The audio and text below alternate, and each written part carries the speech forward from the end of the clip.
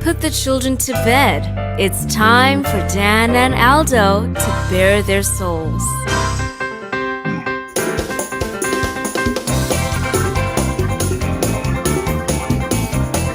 I love the Chicago Bears more than I do masturbating, and that is a lot. Then, with 3 seconds left, Bob Avellini throws a 30-something yard touchdown pass to Greg Latta, and the Bears win, and I literally shit my pants. I swear to God, I literally did.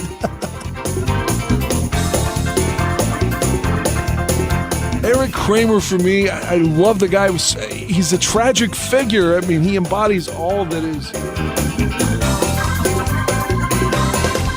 If they don't run the ball here, I'm going to vomit. I swear to God. Look, I don't mean any disrespect. He just didn't play that well. Not for a guy of his caliber. You know, they won, but I'm going to be miserable all week because they stunk. I don't really have any recollection of that at all, but I guess perhaps I blacked it all out. So, Dan, tape is the ultimate tool for scouts and for coaches to evaluate players, to detect plays and so forth. And they spend hours looking at tape, right? Why do they so often get shit wrong? I love the efficiency of bourbon. Ladies and gentlemen, Dan and Aldo.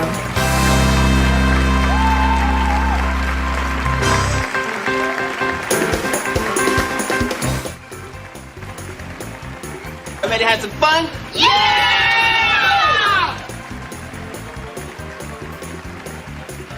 What's happening, Dan Aguirre, Barflies, the entire world. Nikki's with us, too. What's happening, girl? How are you, man? Awesome. Fantastic. I'm so glad to be here.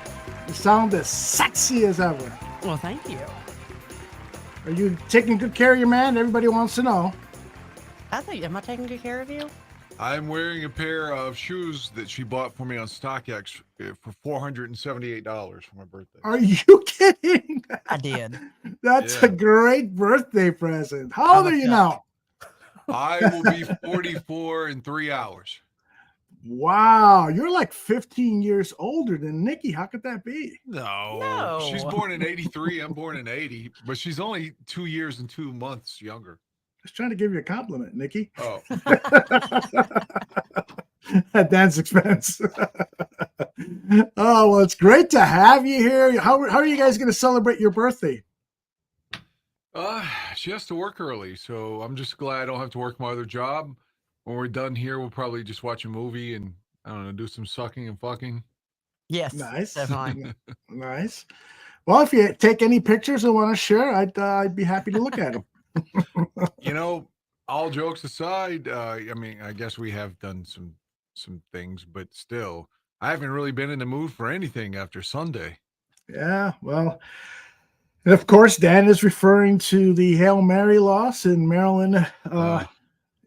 So tell me your feelings about it. Every year you kind of like think or you romanticize the idea of attending a game at that stadium. I'm so glad we were not at that game. Mm-hmm. The other meltdowns of Eberflus, that Cleveland game, I was at it. The Denver game, I was at it. So I didn't need to add the Washington thing to it as well. Let me just preface this. I'm not one of these guys. I've heard a lot of people say that we have to fire Eberflus. Mm-hmm. There's still 10 games left. I can't give up on the season. As I told you, I'm going to be 44. I don't know how many days I have left on Earth. I'm not trying to be dramatic. I don't know how many of these seasons I have left, though. And I'm not ready to give up on this one just because people think that he's an incompetent shitheel, and which he's proven to be so far. But I got to root for him. As far as Sunday, when we scored, there's so many things that went wrong, like the passing on first down.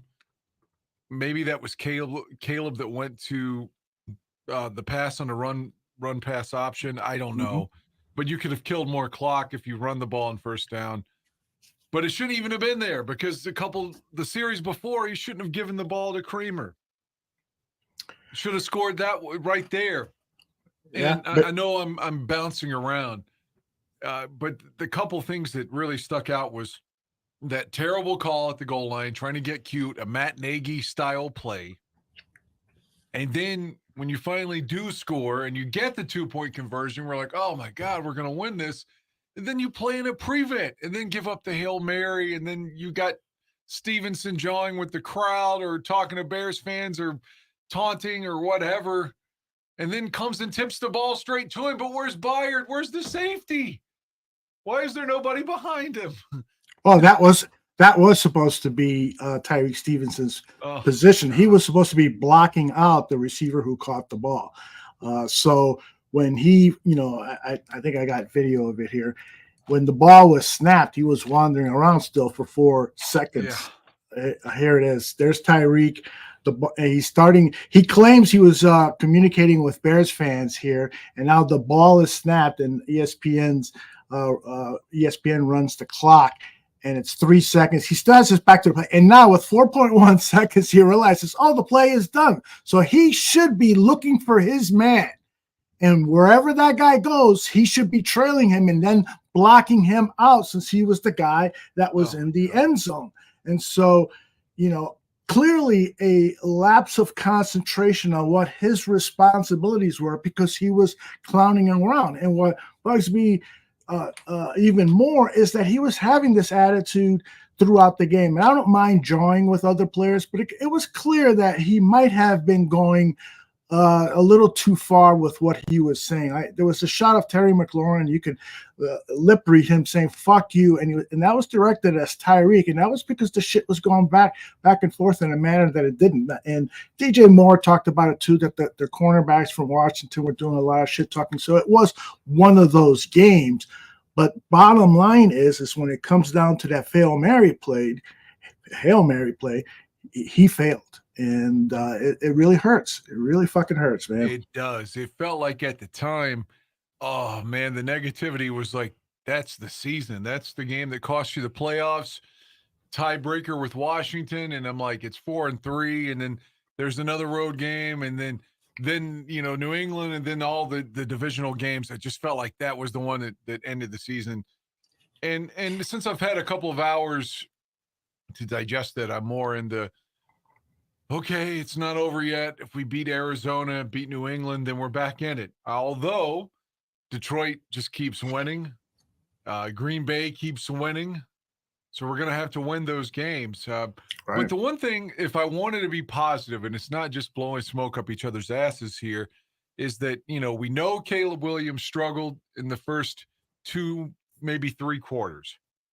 Mm-hmm. But he came alive in spite of all that adversity.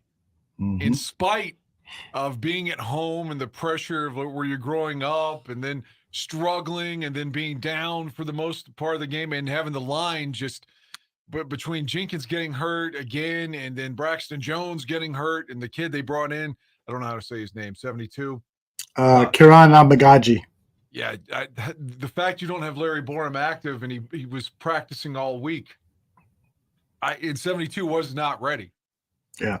Just was not ready. So my point is, Caleb had to deal with the porous line, the bad start, the pressure of being at home where you grew up, and still in the clutch, he came through.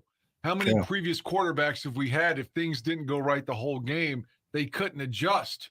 Like once it started to go downhill, it continued downhill. So he was able to overcome that. Even statistically, it's not anybody's best game, but he led 2 clutch drives back to back that should have been touchdowns on both of them. And we still should have won.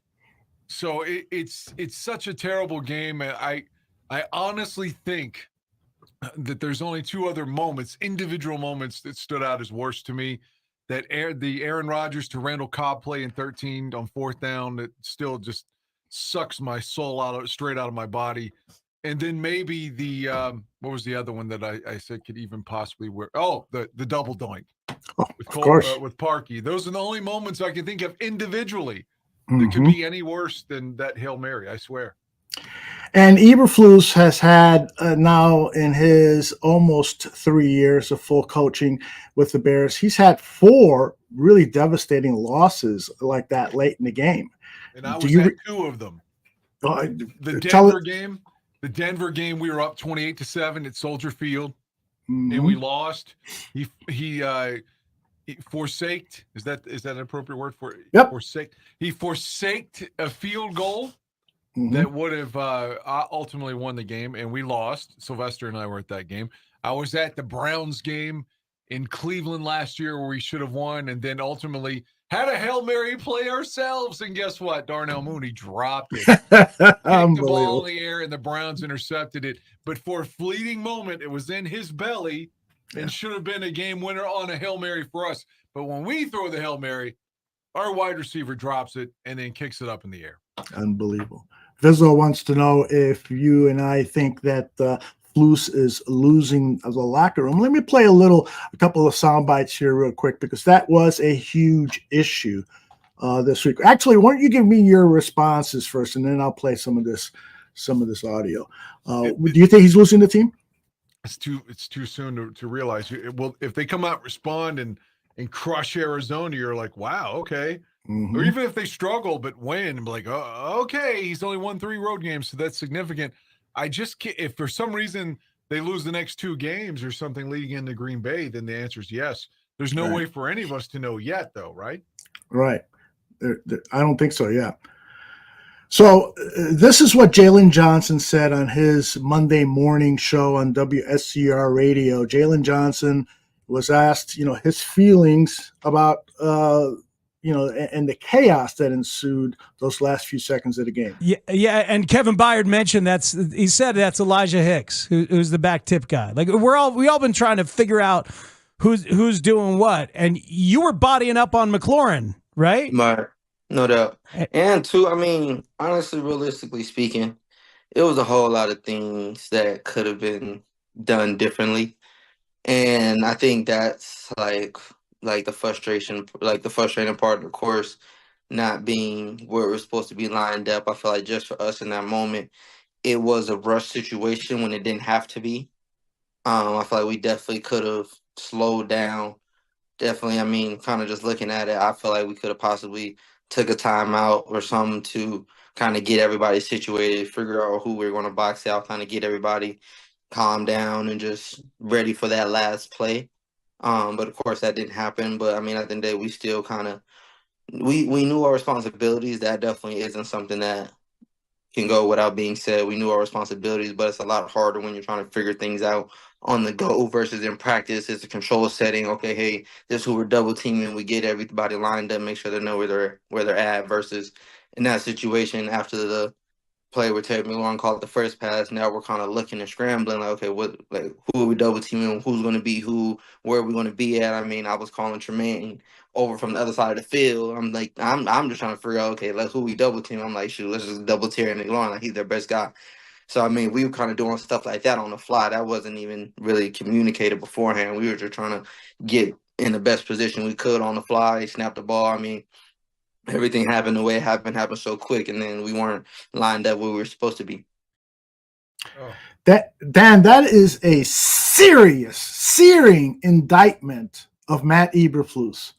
Yes. I mean, you just do not throw away 3 timeouts in a situation like that. I would have called them back to back to back if allowed to by the NFL rules, so that my players would have known exactly what to do. And as the coaching team, we might have even substituted and put in some taller players there, who, like Cole Kmet should have been out there.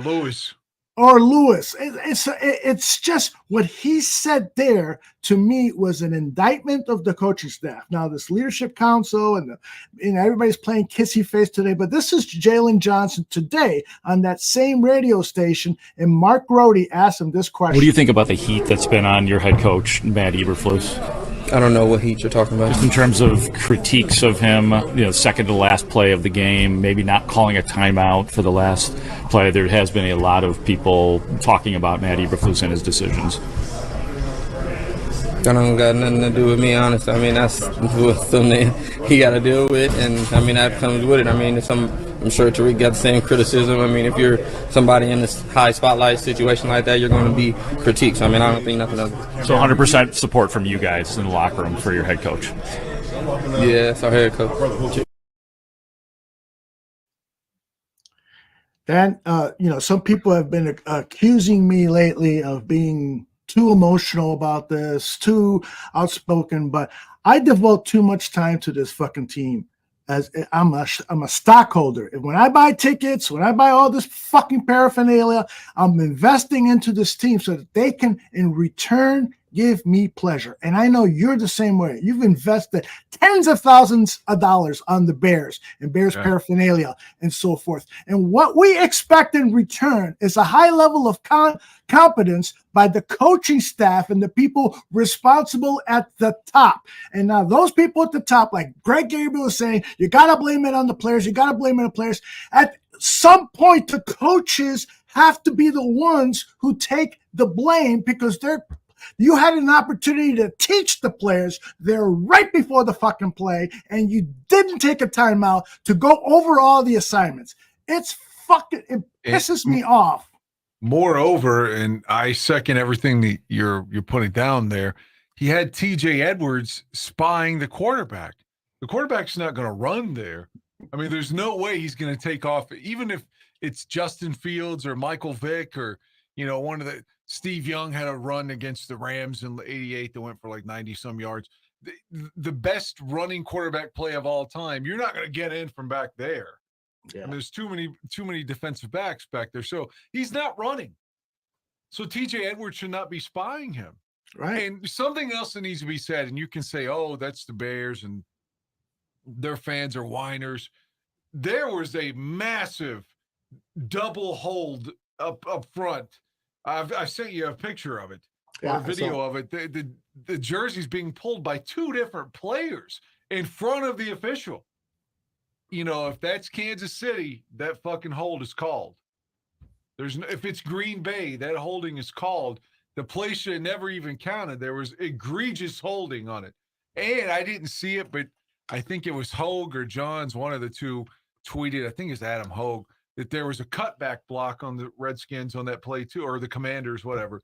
So there was multiple egregious offensive line fouls that were not called, but you got Edwards not doing anything. You have to blame coaching on that. You can't say TJ Edwards just stood there.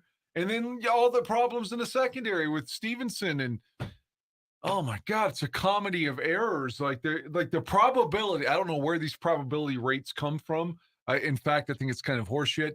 How can you tell me it's like 96.7% chance the Bears are going to win? Where do you get that from? But that's what it said. The Bears were overwhelmingly favorites to win the game there. And yet the ball was on Washington, 35 or something like that, with 6 seconds to go. They run a 4-second play for 13 yards that allows Daniels to get in position for his throw to at least reach the goal line. He probably would have made it a lot easier if it wasn't for the ribs. But those yards that Eberflus just handed to them, and for him to didn't care about exactly that it had no difference in the game. It's like, I think this is pretty logical thinking here. If he's 15 yards further back, he's not going to reach it. If the pass is completed, it's going to be 5 to 10, maybe even 15 yards short of the goal line. And now you got a chance to tackle the guy. Why wouldn't you have Sweat in there on that down too? He was hurt. He's got, what was it, his shin, they were saying? Yeah, well, Eberflus said in the press conference, was he officially out at that point? And Eberflus announced, yes, we had officially told the NFL that he was out for the rest of the game because of his shin. Oh, man, I hope he's not out on Sunday then. Well, and this is, let's see, did I load that? We need Kyler Gordon and Brisker back terribly. Yeah. Well, yeah, Eberflus had a pretty dismal announcement regarding the injuries. Karan Amagaji will not play, so hopefully Borum is ready to play because he'll probably be the left tackle because Braxton Jones is unlikely to play. What happened to 72? I can't say his name. Karan Amagaji, he got, I think it was a knee injury but not season ending. I think that was. So if anyone in the chat wants to correct. Braxton has a knee too. And Braxton has a knee as well. And Bill Tevin, Murray hurt his pec, right? and Bill Murray is out for the season. He tore the pec. God damn. And Nate Davis, we might see Nate Davis come back, even though we were probably trying to trade him. He might be needed to go in there. So the last time we were on, I believe it was the last show, we toyed around with the idea of trading for Quentin Nelson. Or maybe that sheriff guy from Jacksonville that Washington drafted, ironically.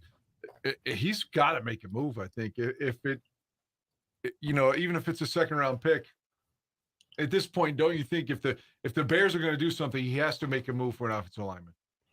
Yeah, but that's the thing is, what are you going to get? No team. Every team is hurting on offensive lines. There's just not enough. The Colts are giving up on their future right now and going back to Flacco. They would move Nelson at 28, I think. Well, I see if they're going to the veteran because they think they still got a chance to make the playoffs. They're not sticking with Richardson because at 3-3 they believe they can get into the playoffs. So that's why they're going to Flacco. Why would they trade their best offensive lineman? I don't see it. And that guy shouldn't have got a win against us. Another game that. Oh my God. Let me play a little bit more audio. We're expecting Johnny Santucci in about a half hour. We do have our Angry Bears fan with us here. By the way, why are you here, Angry Bears fan? I'm not sure why you're here. My prison work release program. I got about 5 more years of this clown crap. Well, you're welcome to spend them with us, Angry Bears clown. Can we rewind before you go back to video?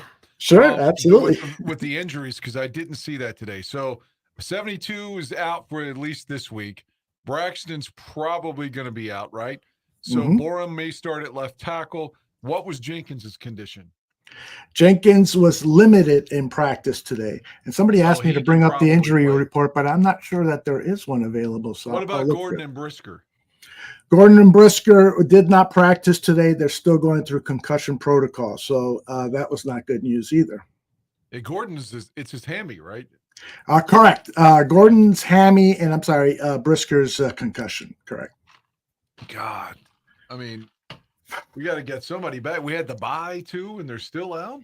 Yeah, it's really that's very concerning for Brisker when you're out 2-3 weeks with a concussion, and this is not the first time that it's happened. There's been a lot of players with other teams that have had those symptoms, and I would always say, please really consider not playing the sport anymore because your brain is damaged. When you start getting concussions pretty easily or frequently, you got to start thinking about your life and being able to count to 10. Like Tua, yeah. I held my breath when I was watching that second game, and he takes off on a run, and fortunately he slid as opposed to going head first like he tends to do. But I was holding my breath. If he would have got hit in the head, it would have been horrific to see him there near death. So we're 25 minutes in, and I don't feel any better about something. I don't either, by the way. You don't know how depressed he was. And, yeah, I was going to ask you that. How was he?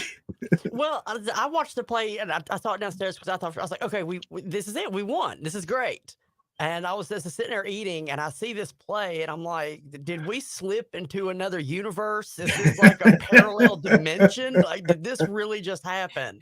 And and he's depressed, and of course I got no dick and I was depressed. It was just a bad day. I went to bed early. Did. I whenever like that Cody Parkey game, it ended at like 9 Eastern time. Because it was a 4:30 kickoff, if you remember. And I went to bed like as soon as the game ended. And I'm nocturnal. When I get that down from the game, I just go to sleep. It kills my day, it kills my week. In the intro, you're like, we won, but I'm going to be miserable all week. Well, we didn't win, and I'm going to be miserable all week. Yeah, I hear you. Nikki, does he get snappy with you? Because I tend to get snappy with my wife.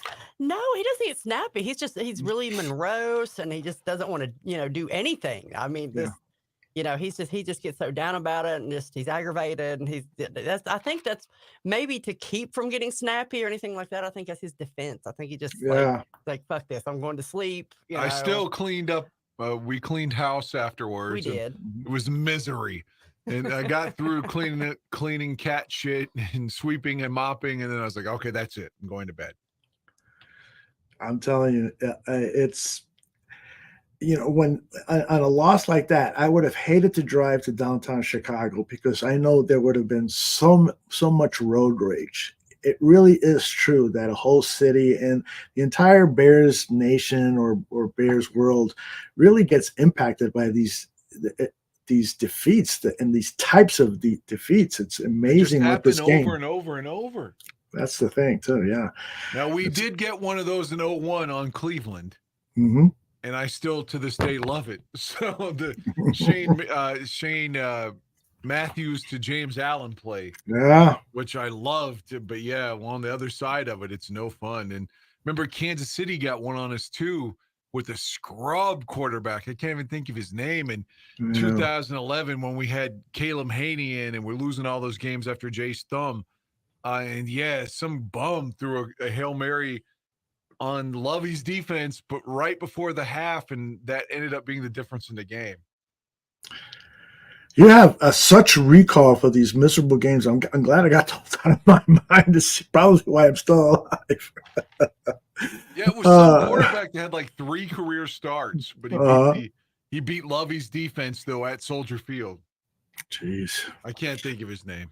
Now, are you two going to watch the Arizona game together?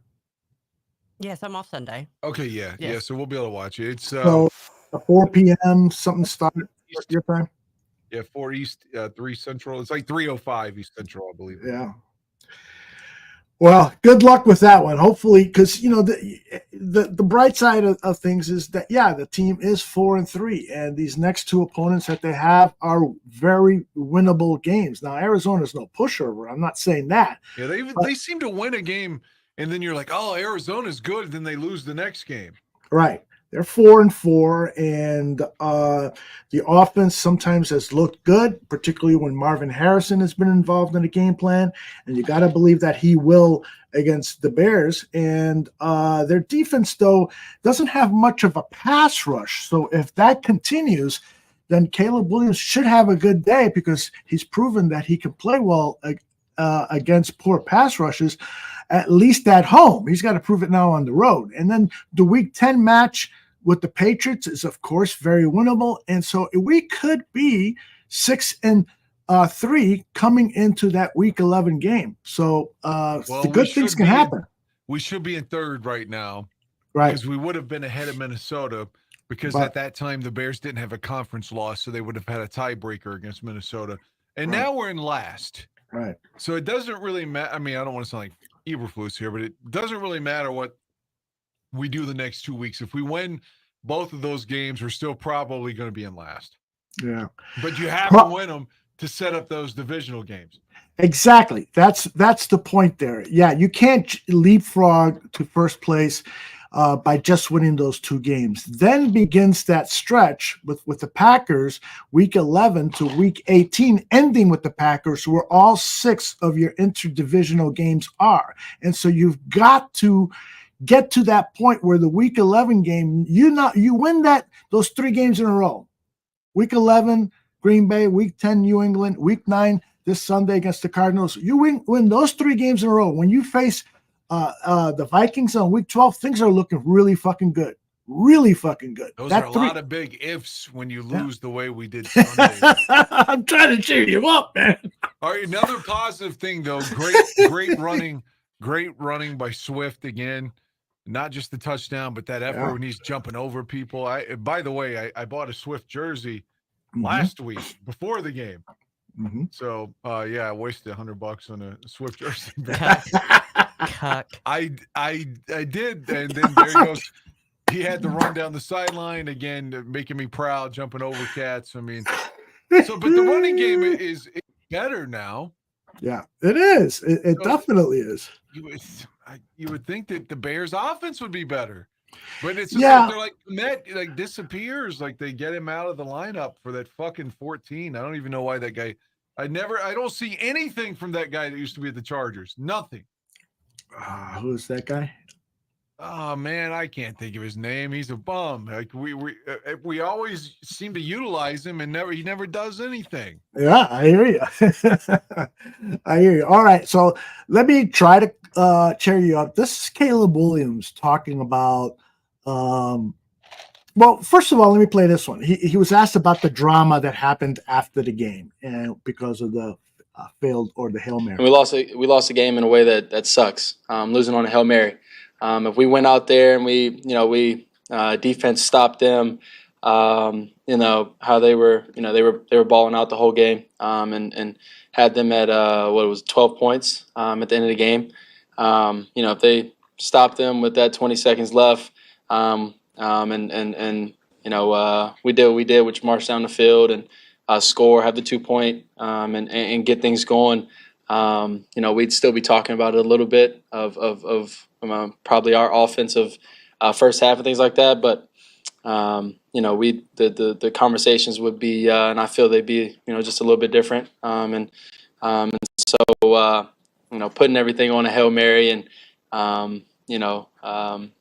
everything's exploding on the outside. We have to control what we control what everything in interior in here, and we got to focus on going out here and winning this game that we have now. We had our 24-hour period to feel how we felt and things like that, but we got to move on. Does his leadership there and his approach to the drama encourage you at all, based on what you heard? Yeah, he seems like a really genuine guy. So Yeah.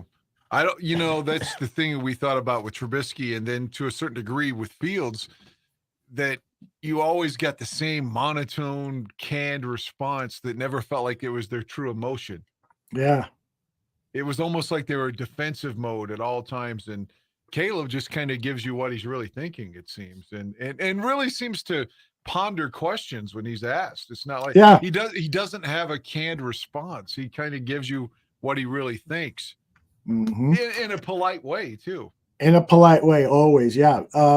I do love that aspect of him, and this is him talking about leadership, because he was asked about the fact, what transpired with the leadership group, and what do you think about DJ speaking up? And I've got a Cole Kmet clip I want to play later when Tooch is here. Players really kind of questioning the coaches. What do you think about that? And this is a very mature response. You've talked about, like, before, with open communication with Shane. We know about you guys going to the coaching staff saying coach us harder, and then we hear captains speaking out about coaching decisions the last couple of days. What do you think it says about this team that the leaders of this team are the ones saying, hey, this doesn't fly with us, or we want to see something different right now? I think, and I kind of learned this at my other places that I've been at, of college and high school, and kind of just growing up and learning more about football and things like that, and the better teams that I've been on, that the players lead, and that's what we have here. I think it's something that I go by myself is okay teams lead. I learned this I think 2 years ago now. Okay teams, nobody leads. Good teams, coaches lead, and then the great teams, the players lead. So. We have to find ways to be better for ourselves and things like that. There's plays in that game, where we have to execute. Whether my drop is wrong, whether the route, depth is wrong, whether the hand placement and your helmet isn't across the defender's chest, so we can get him moving and then cut up and things like that. So there's a lot of things that I think players first and foremost can. Correct. You always have to look at yourself before you start, pointing fingers or doing anything like that, and make sure you're doing things right. So I think it starts there, and then from there, we're going to keep having communication. We're going to keep getting better between the coaches and us players. That's the point in football, is to keep getting better. It's a long season. We have to keep growing.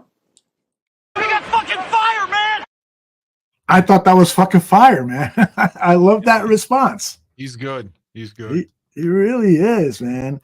And so that should make us feel better. And we know unfortunately, it really hurts more that Jaden Daniels is playing so well because he was selected immediately after. It gives you a little Mahomes vibe that we picked the wrong one and so forth. I'm still very, very confident in Caleb Williams and will be for the next several years.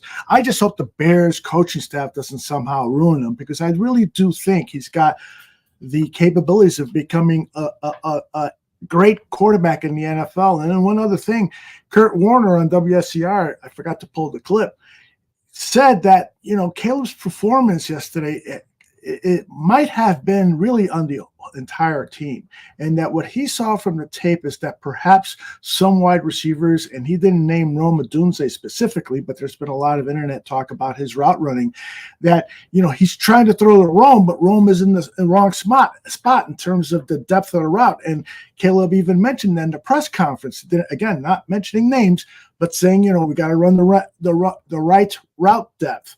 And, in terms of blocking, there's sometimes that guy's helmet is here when he's here, which would allow him to push the guy that way as opposed to the guy coming in this way.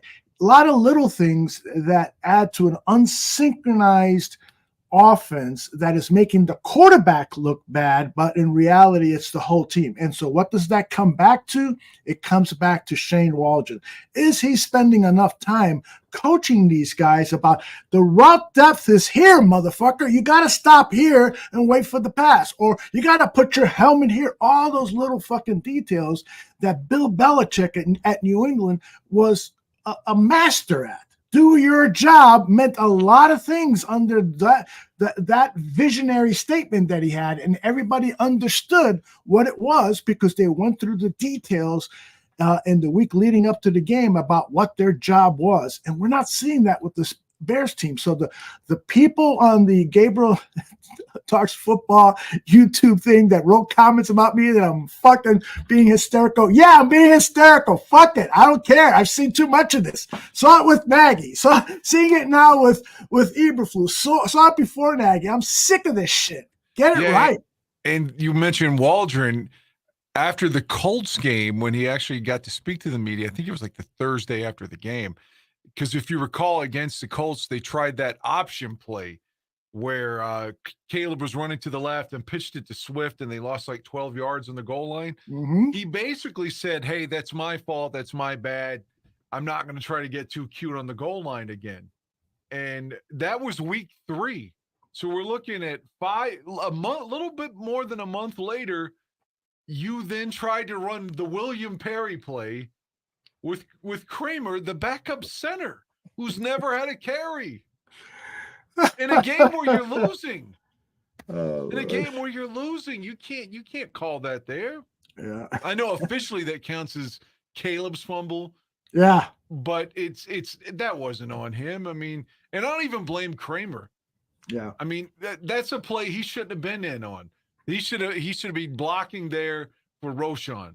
And so that is on coaches right there. Yeah, it's I wouldn't mind seeing that play called, when we're up a couple of touchdowns at home. But to do it on the road, to do it in the fourth quarter, to do it when you're down by a touchdown. I mean, stupid. Everything involved with the thinking of that play and to the execution of it was stupid on the part of the coaches. It's very aggravating. If you think about Fridge's run in the Super Bowl, the Bears were up like 37-3 when that happened. Yes. That's the point, is you can toy around when you're up really large numbers. Right. But in a game where you're not even winning and you're losing, what was it, 12-7 at the time? In the fourth period, and you're going to run that play? And Dan, you'll remember this a lot better than me. When Ditka used the fridge first, it was against the 49ers, right? Correct. And the Bears, were they up then? Yes, they were up, and it was a reference to the guy McIntyre played the year before. But Fridge, he didn't run there, as far as I recall. I think that's right. His first run was against Green Bay when they were big on a Monday night the next week. Right. Now, what was the situation there? You're saying they were up big, so they were leading when the Fridge was given the ball at the goal line. If I'm, again, I haven't watched that game in a really long time, but I'm guessing it was like more than 10 points. Okay. And it was in the second half, I think, and then Fridge scores. And then later, a couple weeks later, he catches a pass in Green Bay. But if we're going to be critical, the game that McMahon, I referenced that Jim had won 28 straight starts and Kevin Butler had missed 2 extra points and we lose 31-29. But one of the big plays in that game is Ditka ran Perry for the first time since 85, and that was in 87, and Fridge fumbled. And Denver recovered. My gosh, I forgot about that. Yeah, that was Perry's first run at the goal line since the Super Bowl. And it's in the middle of 87. He did, because I guess he got too fat, if I remember, and Ditka was disgusted with him in 86 and was always on him about his weight and didn't put him in on offense that year. So they tried him again in 87 and he fumbled just like Kramer did on Sunday. Too much beer, man. I told you the story. My mom used to work at the Conrad Hilton, and that's where the Bears would stay the night before a home game. And she said that the Fridge's room, every Sunday morning when she went in there to clean up, there was at least 224 packs of empty beer cans. And so I said, well, he probably had a bunch of stuff all there. A lot of people over to his room. And she said, although there's no signs at all that there was anybody else in that room. Everything else was neat. Just his side of the bed where he slept was messed up, but there wasn't anything. And so she thought that he drank 48 beers on Saturday night. You remember that commercial he did when I think it was him and Mongo and maybe Otis Wilson in Hampton, and it was endorsing Coke. And a couple of them were drinking, because remember, New Coke was out at the time, but I can't remember if it was New Coke or the Coca-Cola Classic. But either way, the commercial, Fridge got up and was suggesting he was going to drink the whole 24-pack himself. Yes, I remember that. So that sounds like me now. Unfortunately. Oh my God. What's going on, Nikki? Is he drinking too much Coke? No, I don't think so at all. He complains about it all the time. I'm addicted to caffeine, and I am drinking too much soda. I know I am. Have you decided to do maybe less caffeinated soda? Well, the good thing is there's I'm not really a diet soda drinker, but there's one out right now that I think is fucking great, and it's one of the, what is it called? It's Oreo flavored Coca-Cola, or Coke Zero. Yeah, it's Oreo Coca-Cola, but it's zero. It's fucking incredible. It's fucking disgusting. I love it, but it's a zero. It's a zero if you're going to Well, that's good. But when you say Oreo, what are you talking about? Like the bird of a blood? Oreo cookie. It's the Oreo cookie. Oh, Oreo. I'm thinking Oreo like the bird Oreo. No, that would be an Oreo. I mean, Oreo cookie Coca-Cola, but it's a zero. It sounds like it would be so incredibly fattening, but it's a zero. But yeah, I love that. It's just hard to find. You gotta be wondering what kind of chemicals you put into your body. Exactly. To make that zero. I might rather go with the sugar. I do drink an enormous amount of water too, though. Oh, that's very helpful. Very helpful.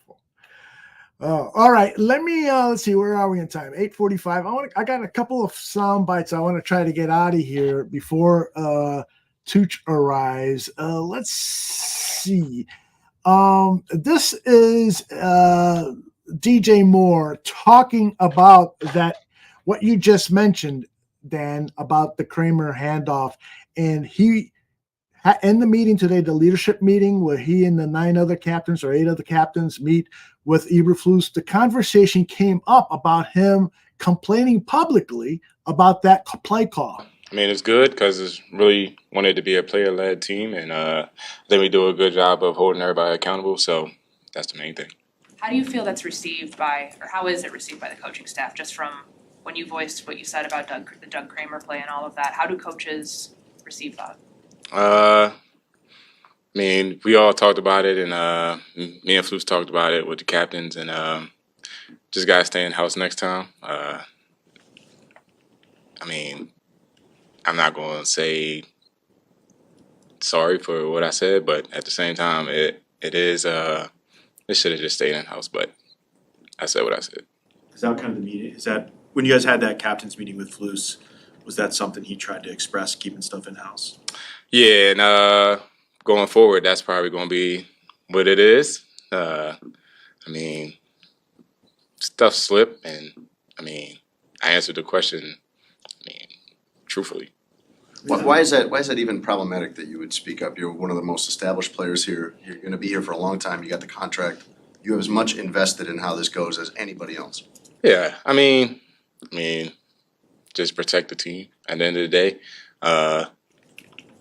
that's really all it comes down to. Aren't you protecting the team in your own way by saying something? Isn't it imperative that you say something when you see something that's not right? Technically, yeah, but at the same time, I mean, I don't know.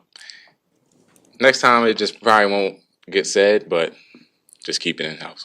Is it a hard line to walk between being a leader and holding your teammates accountable, but also not, like you said, speaking things that you shouldn't say? No, because I don't change. Regardless, I come here to be me every day, walk out of here me every day, and be the fun, energetic, and the leader that I am. So I wouldn't be me if I didn't tell my teammates and stuff how it is.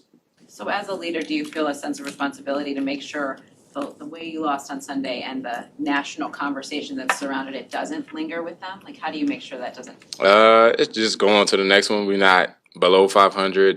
The sky isn't falling. So, I mean, on to the next opponent. That's the Cardinals, and we got to just figure out a way to be 1-0 this week.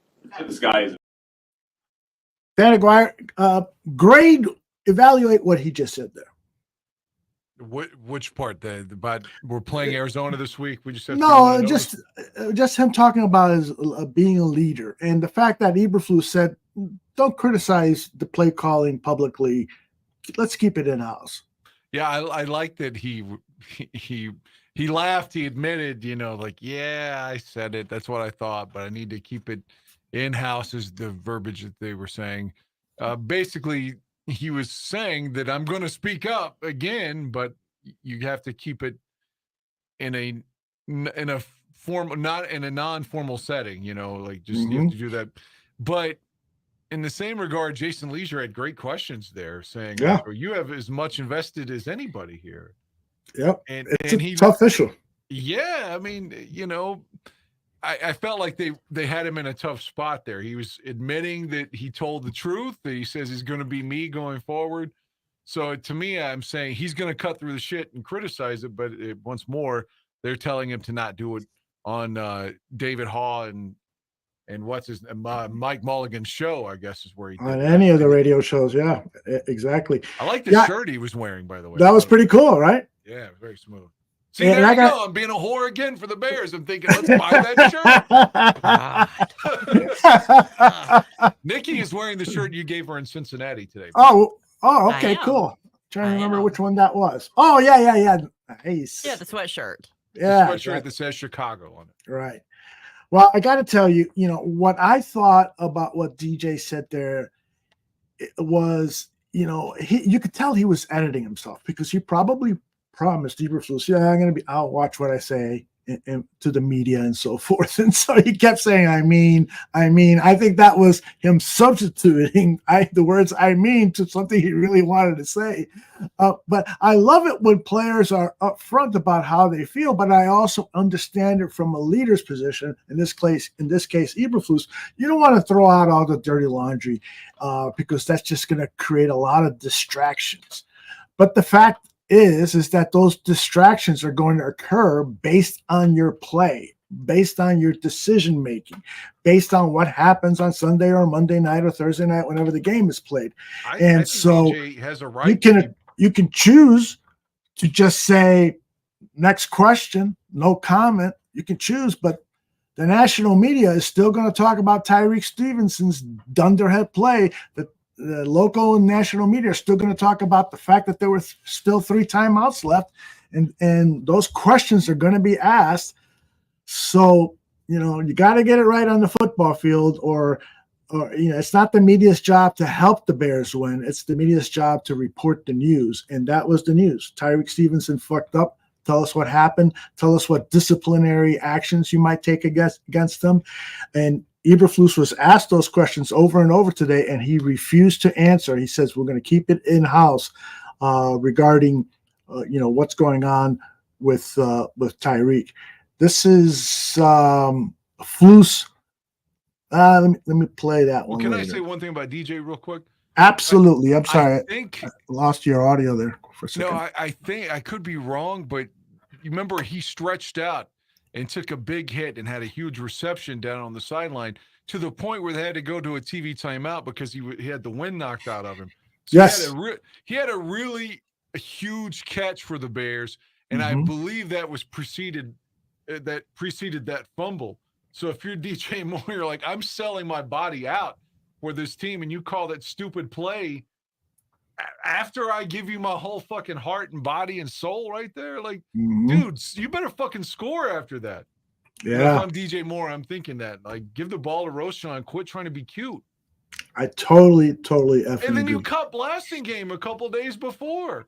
If That's you're what gonna run the makes fullback there, then run blasting game, who's run in games before. You remember last year it was in Washington when everybody got hurt and they had to move blasting game to halfback, remember? Absolutely. So this is Coach Flus on the Tyreek situation. This happened earlier today. I've talked with Tyreek. Him and I had a great conversation. And again, I'll keep it there with him and I. We had a after action report, like we always do when we assess the game, things we did well, things we need to improve on, and then working from that and how we're going to improve those things. Every single week we do that. And, we had that part of our Monday meeting and talking to the guys through Tuesday. And again, it's all about accountability and execution, and that starts with me. And the game didn't finish the way we wanted it to. And again, that starts with me. We hold each other accountable that way. But again, we'll have answer for those things, and that's why we do the after action report. Questions? Does Tyreek kind of start on Sunday? Yeah, like I said, I'm not going to talk about the Tyreek in terms of starting, not starting, all those things. But I will say this: that Tyreek's made a lot of plays for this group and for our defense and for our football team over the last couple years, and he's got to continue to do that. So we're behind Tyreek and we're with him all the way. And again, we'll work through this as we go. Your system stresses discipline. It stresses the hit system. Doesn't this violate all of that? And if it does, should he be made an example? Yeah, the hits principle is based on that, and you can see that coming to fruition with a lot of parts of our team, and it's important that everybody abides by that on every single play. And again, it's a high standard, and we got to do a good job with that on every single play. What's the penalty when you don't abide by that? Yeah, again, like I said, it's we'll see where everything goes with that. I appreciate your question, and I understand where you're going with it. And again, I'm not going to talk about who's starting, who's not starting, all those things, those conversations we had, together, individually, one-on-one.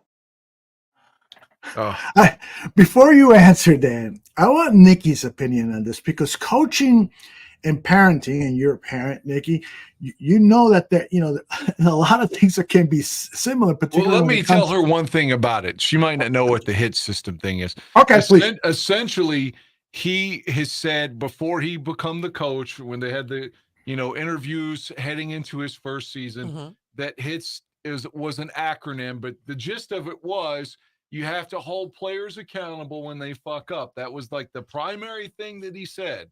Okay. So now that you've got a player who's not paying attention for 4.1 seconds and the play is in progress, and they're saying, aren't you going to hold him accountable? Aren't you going? Your system says you have to hold people accountable, and he fucks up. And you just heard the wishy-washy shit that he just said. Yes. So go ahead. So I was going to ask Nikki, how do you handle a situation like that? If you were faced with a situation where you were in charge of a player or a child who misbehaved, do you say, okay, you're not going to play anymore, or because that child is so valuable to the team and next week you're going to play guys who he could really help you win playing against those guys? Or are you going to say, okay, we're going to slap you on the wrist and get back out there and play? How, or somewhere in between, how would you handle that? No, I know as a parent, and I'm sure this is probably, this would go for any coach or any leader. No, you have to hold them accountable. It doesn't matter. I don't care. That's, my kids are great. They make straight A's. They don't get in trouble and stuff like that. But if they fuck up, you have to hold them accountable, because if you don't and you let that slip, then what's going to come next? and then what's going to come next? You keep letting these little slip ups happen, and then all of a sudden it snowballs into just complete and utter chaos. And So, then that's the thing too, is that player or coaches over the years, they always mentioned like Jimmy Johnson was big on, not disciplining the star players. Well, if you're a Bear right now, Stevenson's not the star player. If that were, number one, if for some reason, then you'd be like, well, we've sunk all this money into him. He's our shutdown corner, and maybe we don't discipline him. But the other kid's not the star player right now. You know what I'm saying? So sure. You remember when we drafted Wolford in the first round and Ditka was all over him, blaming everything on the press, saying we must have got this pick wrong. This kid can't play. And ultimately, Wolford gave us like 7 or 8 years and was a very good player. But early on, Ditka was calling him out because he was struggling as a rookie. So it's hard. He is violating his own principle there, the hit principle. Yes. And it's not like Jalen Johnson did it. So you see what I'm saying? He's not even the star player. No. I don't know why he's protecting Steven. Is it because Gordon's hurt? I think that has a lot to do with it. I think, they also know that he's 23 years old. He plays with that. He talks a lot of shit as he plays. That's part of his game, is to get into players' heads and so forth. And so they know that he can cross that line from time to time and take it too far. So I think, Flus is wants to be a player's coach, and he doesn't want to publicly ridicule or talk badly and negatively about a player. It's the total opposite of a Ditka. And so in some ways you want to respect that, but at the same time, people have to be held accountable, and we as fans should be given a clue as to what that is. If he would have said he is going to be disciplined, but we're going to keep that discipline private. Well, what is he going to start on Sunday? We're going to keep it private. Next question. Next question. We're done with the topic. That's the way he should handle it, as opposed to trying to be so nice about it. I don't know. I agree because he had a player who, dicked off when he shouldn't have been dicking off, and he should pay a price for that. The play is in progress, and then you're always taught, even at like the high school level, to knock the ball down on Hail Marys, and he comes into the play late and then tips it up straight to the fucking Redskin because he was dicking off.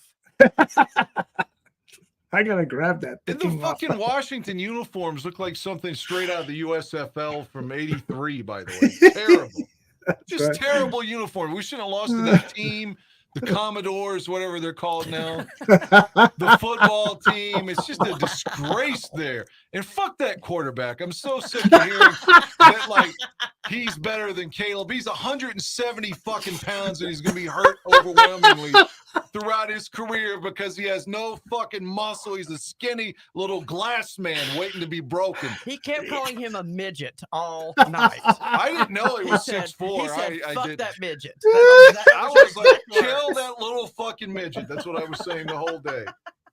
Fuck that little guy. And the fact he has no muscle whatsoever, no muscle, just skin and bones. Skin and bones, man. He looked like a boy out there. Like, we lost to that guy. That's the guy that's supposed to be better than Caleb. Fuck that guy. Right. And fuck those shitty uniforms. I love it. Matthew asks, can we find Tyreek Stevenson? No, unfortunately, CBA does not allow you to find the player for something like that.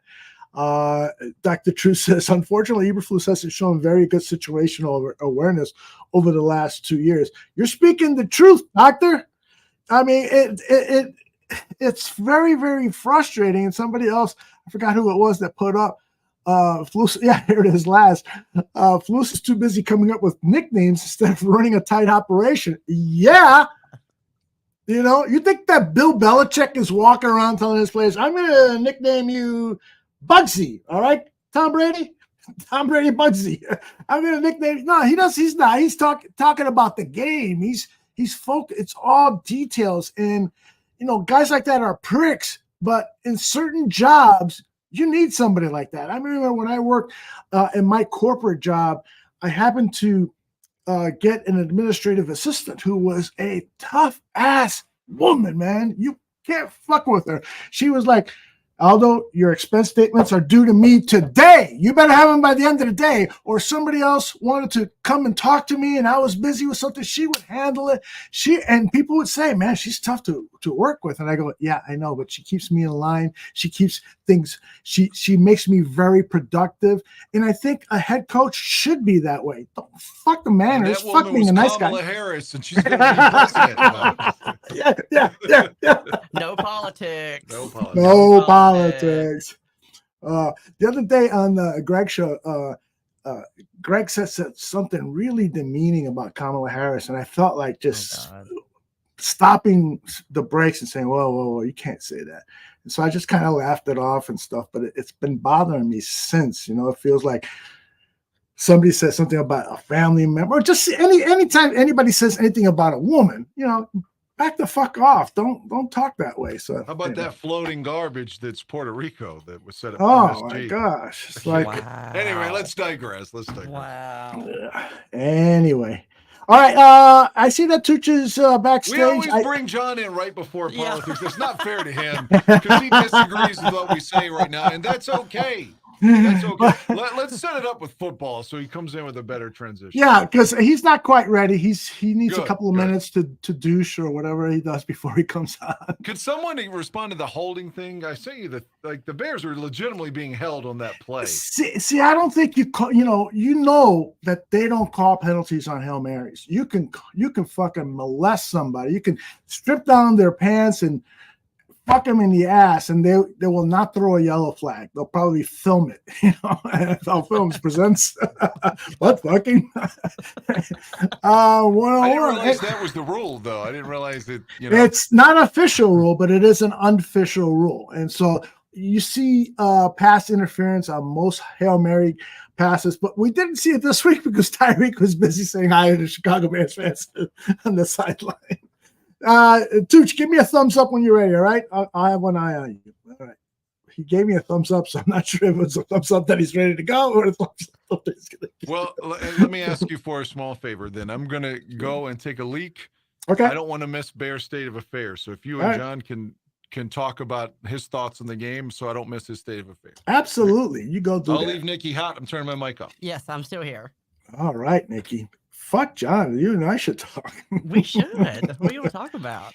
So we're going to talk about Halloween movies from the last 20, 30 minutes of the show. Have you given that some thought? Yeah. I'm a horror movie aficionado. Yeah. Okay. So I'm really glad you're here. Yes. So before we get there, and while we wait for Dan to get back, give me one horror movie, one movie that you would like to see on Halloween weekend to get you in the mood for this fantastic time of the year. I love this time of the year. I like to have fun, and you can see all the goals behind me and stuff. Name me one movie that is sort of a go-to or one of your favorites.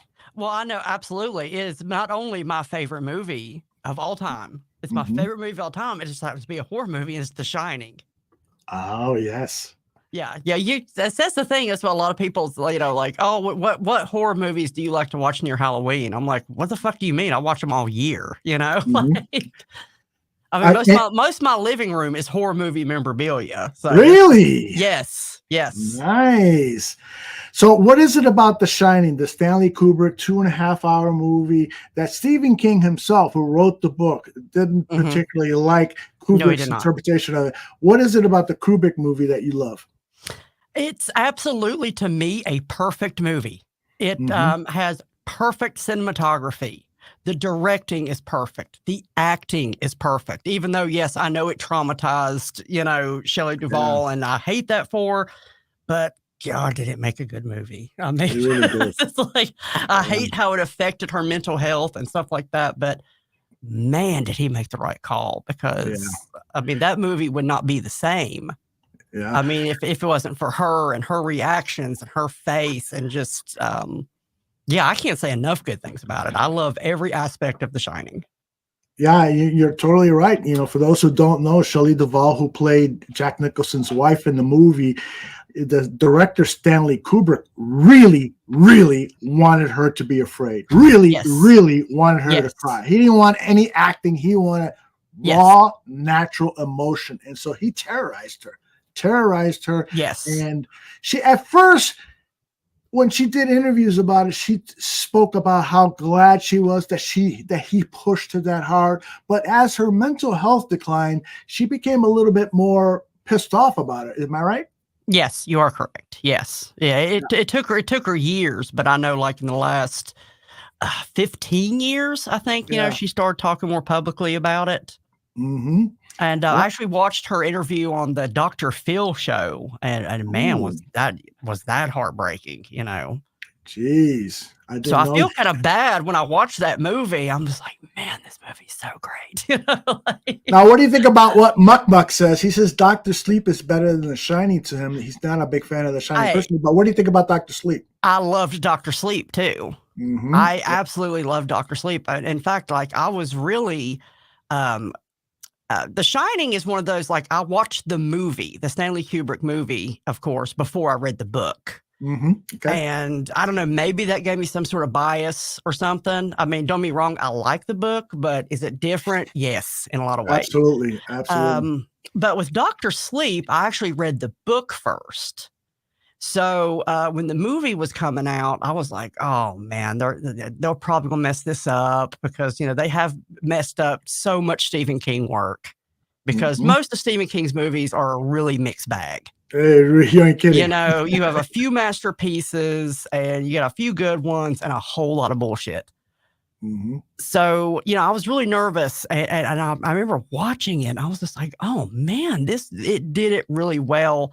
And, you know, I watched the behind the scenes thing on it. And I think what made at least that movie so good was that it gave such respect to the Stanley Kubrick Shining. Yes. It gave such respect. I mean, they tried to get the set design perfect, and I think they did. Yeah. You know, when it went in and showed the overlook, you know, it was perfect. It was perfect. There was nothing off. Everything was exactly where it should have been. I mean, down to the detail of wallpaper and you know, the balusters and things. It was perfect. Yeah, I really love that attention to detail, particularly in sequels, because when you go to see a sequel, you want to be back in the world that part one showed you. And so a lot of times sequels deviate because the director has a different vision and so forth. I think it's almost a responsibility of the director of the sequel to follow the template that was laid by the original director. And the Dr. Sleep really does a fantastic job of that. You're right. Yes, it did. I mean, you could tell there was such respect for the first movie, you know, and I really, really appreciated that. And that's what really made the movie for me. Mm-hmm. Because I think if they would have went into that scene with the overlook and I think if it would have deviated any, I'd have been like, fuck this movie, this is bullshit. You know? but I didn't. I love it. I'm going to bring the Tooch in here. I see him. He's doing some neck exercises. Let's see if he can share what he's doing. He's getting ready. He's got porn stuff to do. That's what he does before he goes on set. Got to do that and some dick pulls. He's ready to go. Gotta limber up. Gotta limber up, he says. Yeah. Do the stretches. Yeah, I'm doing Ozempic, so I won't have the Ozempic flu, man. It's real. Yeah, sometimes you overeat, you feel like you got the flu. So have you lost any weight already? Yeah, after 1 week, I'm down 3 pounds. Your face looks a little swollen. Oh, wow. Yeah, I just don't feel like eating. That's not fun. Nice, yeah. I love to eat, yeah, but that's torture. I know you're a connoisseur of foods from around the world. Yeah, for an Italian, it's torture. I agree. Yes, I agree. As an Italian American, I agree. That is good. Did you hear what Nikki said about The Shining as being her go-to Halloween type movie? Good one. Yeah, great. Yeah, that is a good one. What's your go-to? Man, I like the actual Halloween ones with Michael Myers and stuff. Those are always pretty classic. John Carpenter. John Carpenter's great. Ooh, the best. Yep. I loved Halloween 2 as well because it's a continuation of part 1. Yeah. The first two are great. How many did Rob Zombie do? Did he? He just- did two, and they Two. fucking sucked. They were Boo. terrible. Boo. Yeah, it's too bad. I like the guy. He seems like a great artist, but his movies generally are pretty bad. The only one he did that was any good was The Devil's Rejects, in my opinion. I think all of his I other agree. movies have been awful. Yes. Yeah. Well, Tooch, you got a Bears state of affairs. People are like, who was it? I just saw somebody say this Bears state of affairs is going to be outstanding. So Yeah, I mean, well, these are a lot easier to write when the Bears lose, but when they lose like they did on Sunday, it makes it really hard. Like there's so much anger. yeah. Well, let's get to it. Let me run your open. You gotta give him that hawk too and spit on that thing. You get me?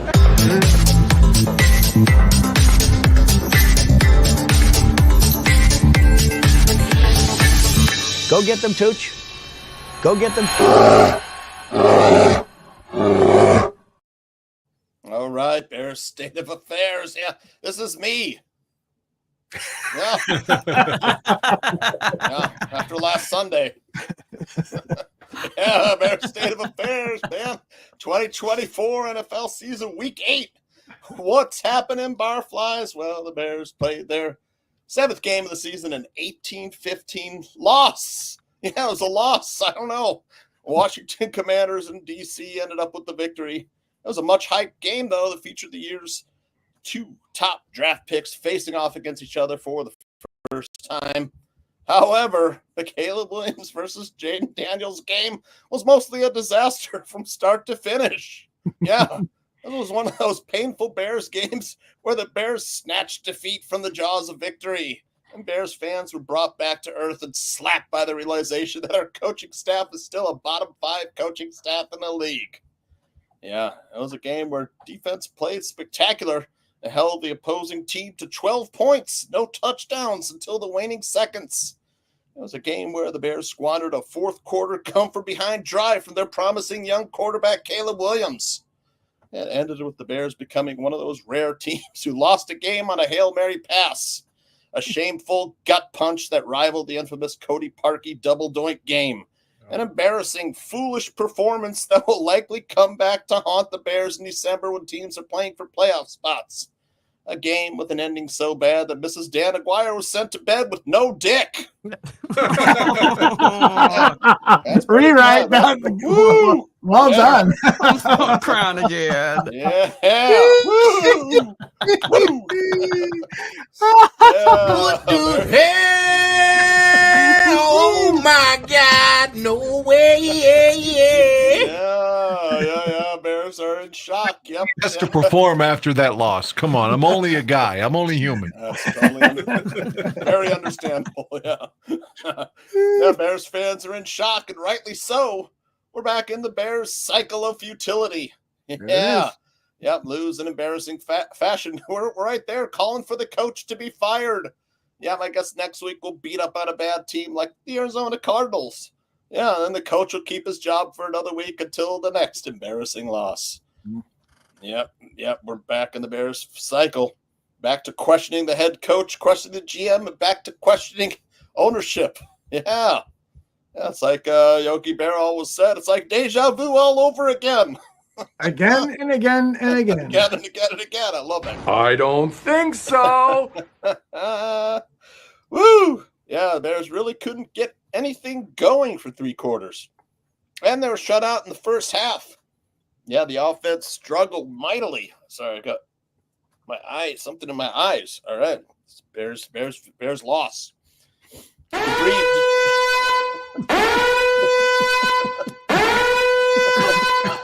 Yeah, it's bad coaching debris. Right, yeah, the offense struggled against a mediocre Commanders defense up until the fourth quarter where he really came alive. Caleb Williams appeared jacked up in his return home to D.C. Yeah, he sailed some passes, was largely inaccurate, but with the game on the line, he made the plays necessary to win the game for the Bears. With the Bears leading 15-12 and less than a half minute remaining in the game, the Bears coaching staff completely collapsed. Yeah, Inexplicably, they allowed the Commanders a free sideline play that put them in range to attempt a 52-yard Hail Mary pass. And the play before the Hail Mary, Commanders offensive coordinator Cliff Kingsbury called a quick 13-yard sideline pass to Terry McLaurin with the Bears playing deep. Again, without this call, Jaden Daniels never would have had a shot at throwing the Hail Mary. Every team tries to do this. Why Eberflus let the Commanders do it is mind-boggling. Yeah. Where's my next? There it is. Well, yeah, Matt Eberflus. The play before the Hail Mary I'm not concerned about. But Dan Quinn had the contrary quote, "That's the one you need. If we don't get that play to McLaurin, then we're out of gas." Yeah. Matt Eberflus surprisingly felt different. In contradiction to his own players, yeah, the Bears head coach felt the sideline play wasn't really that important. Yeah, he even went on to say, "We had everyone in position. We just didn't execute. Didn't execute? No shit, coach. You let Jalen Daniels run around for more than 12 seconds before launching a Hail Mary missile right into your flagging coaching career." I don't think so. Homie, don't play that. Woohoo! Yeah, predictably, there was a fair amount of finger pointing and blame throwing. Cornerback Jalen Johnson said there should have been a timeout before the Hail Mary. You think he had 3 of them in his pocket? Johnson's comments were eye-opening. Quote, "We need to have a better operation throughout the week, a better way of detailing things." Safety Kevin Byard said the corner should have been up on the second to last play. And Cole Kmet said the team needs to learn to respect the game more. Woo! Yeah, DJ Moore questioned the Bears' play calling on the goal line, which included a failed, poorly blocked bubble screen to Moore on 4th and goal, and a fullback dive on 3rd goal to backup center Doug Kramer, which he fumbled away to the Commanders. I'm crying. Ooh, me too. Yeah, play was arguably as costly as the failure to defend the Hail Mary. Yeah, today the Bears coaching staff told Moore to keep the criticism to himself. Jesus. Woohoo! We got fucking fire, man! The locker room might be showing some visible signs of crumbling decay in Matt Eberflus's 3rd year as Bears head coach. A loss to the Commanders revealed a surprising lack of discipline and self-awareness from both Bears coaches and Bears players, personified by Tyreek Stevenson. Yeah, the Bears' talented cornerback pointed the blame at himself, as he should. Yeah. There it is. Yeah, on the Hail Mary play, Stevenson was too busy taunting the Commanders fans in the crowd, and he failed to notice the last play had started, and Bears fans in the stands had to tell him to get back on defense. Ay, Dios mío. I'm with you. You can't make this shit up. No shit. Yeah. Yep. Stevenson's coverage responsibility. Commanders wide receiver Noah Brown, who caught the Hail Mary, he was the most wide open receiver in the history of Hail Mary passes. That's so true. Shit. You can't get much more open on the last play of a game. Uh-huh. Yeah, 5 seconds. That's how long Tyreek Stevenson had his back turned to the Hail Mary play after the ball was snapped. Unbelievable. 5 full seconds where Stevenson felt he was more important than the team. Woo! Yeah, that was not on my Bears bingo card, by the way. That was not on there. Me either, Nicky. Yeah, and I know it was a heartbreaking loss and emotions were high, but it is noteworthy for the first time that players are openly questioning and confronting head coach Matt Eberflus about his coaching decisions.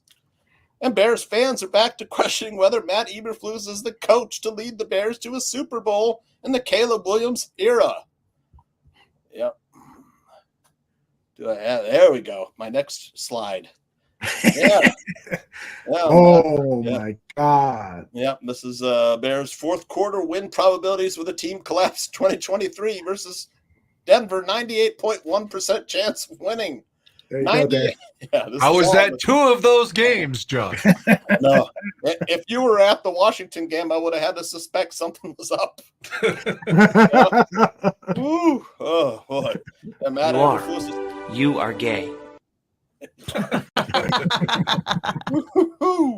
Matt Eberflus's team has now lost 5 games in which the Bears held the lead with under 3 minutes left to play. In 4 of those instances, they allowed a touchdown. The other troubling Eberflus stats, he's 3-17 on the road, and he's 1-13 against teams with a winning record. 5-14 in games decided by 8 points or less. He's won 2 games against 500 teams in 3 years. That's the same thing it always is with Eberflus. Punch down on the bad teams and fail to meet expectations against the good teams. That's what a bad coach does. It's been the case for Eberflus's entire 2.5-year tenure. This year, with better talent, he has the same problems late in games against decent competition. His margin for error is tiny, and he's a net negative every single week. Yeah, this team won't win the big boy games with him. He's not a real NFL head coach, even with a new beard. Ew. Ew.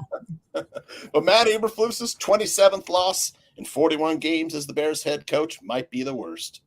A gut-wrenching national embarrassment of a collapse. One of the worst Bears losses I've ever witnessed. And why not send some pressure on Jaden Daniels instead of letting his guys get in position like a fucking volleyball team?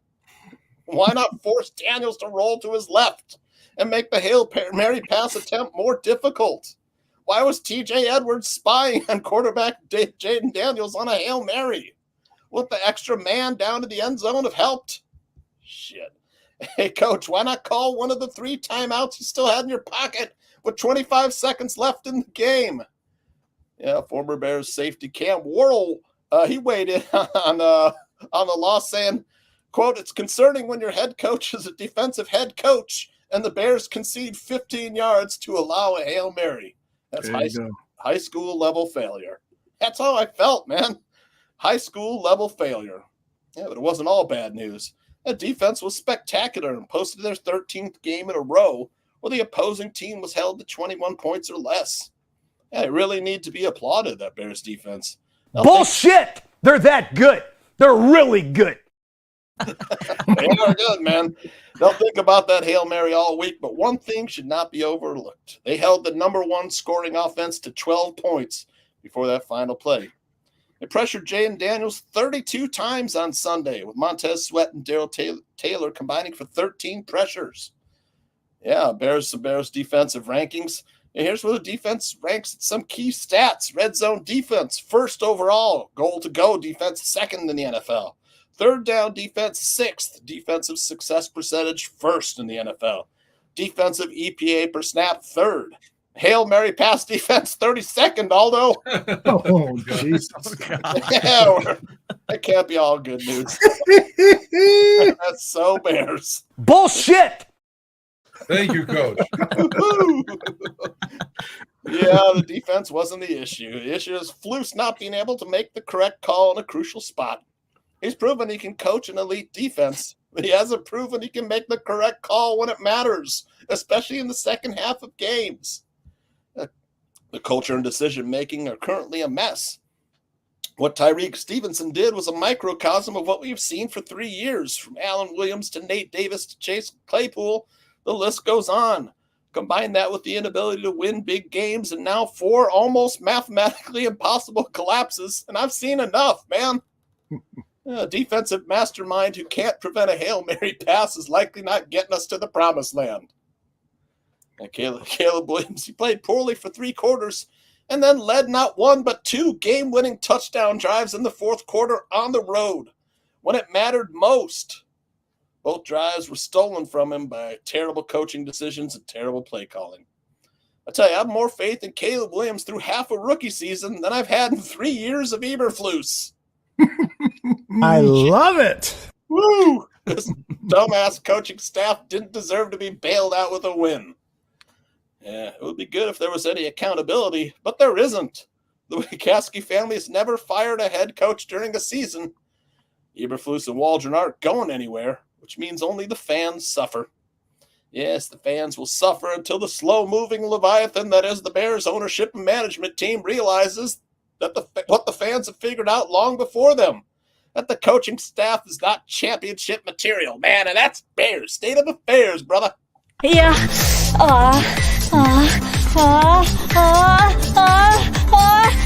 Yeah, baby.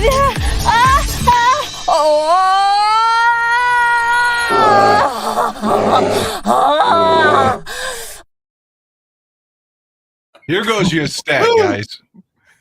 You mentioned that the Bears have only won 3 games on the road during his tenure. Right. He's yet to win a game on a Sunday afternoon on the road. Wow. His 3 road wins: Thursday night against Washington last year, Monday night against Minnesota last year, and Monday night against New England in 2022. So he's never won a game on a Sunday afternoon on the road. That has to change on this Sunday. Has to. And great Bears State of Affairs, Tooch. Angry Bears Clown has a question. So what have we learned, if nothing else, children? So what have we learned from the Chicago Bears after this loss? In a nutshell. I was listening to the show, doing some rewrites. I made some smash burgers for the kids. Nice. And then listening to the game and stuff. Had a couple rewrites, and then the Doug Kramer play, a handoff, like Dan Aguirre said, that's a play that you call when you're up 2 touchdowns, and there's no chance. It's like it's not a play you call when you're down and the game's on the line in the fourth quarter. I got a Roshan Johnson stat here. He's 100% of like when he gets a goal to goal carry. Yes. Come on, man.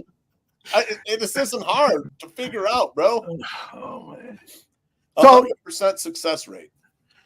So the fact that we let one get away that we had, that Caleb led us to this fourth quarter comeback, that the offensive running game was good, that the defense, held them without a touchdown to this last 2-second play.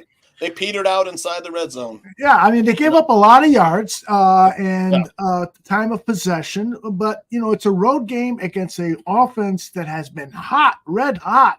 And so you look at the defensive. They did not punt. Right. 3 games where the Commanders never punted. Amazing. And Montez Sweat was playing hurt most of the game and couldn't finish the game. You look at all that, you say this defense played well. The offense played well enough with the 2 touchdowns in the fourth quarter.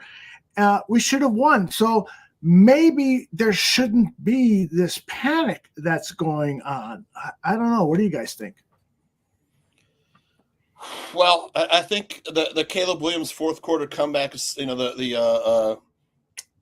you say, the comeback drive, like Harbaugh and John come from behind, come back, come from behind rally. It's something we haven't seen in Chicago for quite a while. So it kind of magnifies the whole coaching. Caleb Williams almost won the game in spite of the coaching staff. I think if he did, we might still be talking about whether or not Eberflus is a good coach. Right. I asked the question on Gabriel Talks Football, like, how long do Bears fans have to wait to know whether this guy's a good coach or not? Thank you. It's like 2.5 years already, and the guy can't get out of his own way. Yeah, that's what bugs me, the repeated mistakes. He looked good against the bad teams like the Panthers and the Jaguars and a really injured Rams team, and the defense looks good. It covers up a lot of mistakes, but Eberflus can't hide forever, Aldo. Yeah, I agree. What do you think, Dan and Nikki? I know Eberflus is the reason some Sundays I go sexless. So I'm mad. I'm mad. Well, as I told you before we started, Aldo, you said save it for the show. A lot of Bears fans that I communicate with regularly are saying, I'm so done with Eberflus and he's got to go, but I can't root against him. Yeah. There are 10 games left, and hopefully more. And as a Bears fan, that means he's the coach. That means I have to root for him. So I just cannot take the position that, well, he's not a good coach, so we need to get him out of here. So by that definition, I want them to lose so that he can get fired. Fuck that. I can't do that. I got to root for him to be successful, no, we don't want to be root, here. Root for him to lose, but absolutely not. Aldo and I questioned whether we should have kept him after this season when we brought in a new quarterback. Yeah, and I think it's healthy to question people, to challenge people, to play that adversarial role. You need to do that. Any great leadership team, any great relationship. You got to talk about some of the negatives, some of the tough things and so forth in order to get to a solution, in order to move forward. You don't address issues that are coming out. The fact that, we've said it, the 3-13 record, never beating a winning team on a Sunday afternoon on the road, on and on. Eventually, you gotta provide some answers, and if the answers aren't good, then it's time to make the change. Greg Gabriel went out of his way to say that will be the worst thing for Caleb Williams is to give him a new coach and a whole new system next season. That's why we should have gotten rid of Eberflus in the offseason and brought exactly to match up with the new quarterback. Right, you're absolutely right. And then I will say, okay, so you make the mistake of Eberflus. Isn't it an even bigger problem to now give Caleb Williams a new head coach and offensive coordinator after 2 years of Eberflus? You know what I'm saying? Why make it worse? Admit you made a mistake and make the change. Now, I'm not saying they made a mistake. I want to let the year play out, and hopefully, our prayers will be answered. And but right now, it's just not looking good because it's the same fucking mistake over and over and over again. The division, we're above 500 team in a division of the worst team in an above 500 division with where all the other teams we're looking up at, because that's how good our division is. So any mistake that Eberflus makes is going to be magnified, over and over again. Absolutely. And like I said, although what worried me was 8 of the last 10 games are division games. And we get a lot of practice games before then. I don't know, man. Eberflus's record against it, he still has never beaten Green Bay. Here goes a fun fact off topic, something fun. Please. If you like music, and again, where my birthday's on October 31st, happy birthday on October 30th to Grace Slick from Jefferson Airplane. She's 85. Wow. She's the same age as Coach Ditka. Wow. How's that possible? Oh my goodness. Grace Slick, 85 years old. Oh, you wouldn't believe the horrible picture. She looks like Virginia from the Bears. Look at that. No, really? God. Oh, it's bad. Yeah, you know how you're like, man, Raquel Welch. God damn, 80 whatever, I would still let her fucking peg me and shit on me. Aldo have a picture? Yeah, it's coming right up. The one, oh my goodness. No, it's bad. Well, I probably don't have the one that you're referring to, Dan, but I do have one that she just sent after she heard what you said about how she looks right now. So I just reposted it on X. No. You have to see the other one. This one looks way better than the other one. I just reposted. She is giving you the middle finger, by the way. Yeah, but look at her. Look, the one I just reposted, please. Okay. Right, my goodness. It'll take me a minute to find it and all that. Yeah. Wow. She looks like Barbara fucking Bush. And I don't mean like George W.'s granddaughter or daughter. I mean the old lady Bush. She does. The silver fox. You got pictures of her when she was young, though? She was kind of hot. Oh, she was fucking fine at Woodstock, but God, who knew that? I mean, time gets us all, but Jesus Christ. That's the reason why I'm like, we can't just give away this season. You never know when you're going to die, not to be dramatic. So I can't be like, oh, well, let's just lose these games, fire Eberflus, and then we'll get them next year. Will I be alive next year? I don't know. No, why is Brett Favre at a Trump rally right now? That's being shared. Really? Dan Bernstein said, you stole welfare funds. You're the garbage. Wow. Didn't he send dick pics too? That was with the Jets. That's correct. Yeah. Yep. It's loading here in a second, so the picture will be up in a second. Oh, I can't wait to see your reaction. Yeah, this whole Bears thing, man, I tell you, it's just it's. Oh God! And how old did you say she's going to be? She's 85 today. It says. Doesn't she look like Barbara Bush? It's like Joe Biden a little bit. I can see that. She looks like a smart Joe Biden. God. Kamala's like, please shut the fuck up. Can you please quit calling people garbage? We haven't had a good coach since Lovie Smith. Yeah.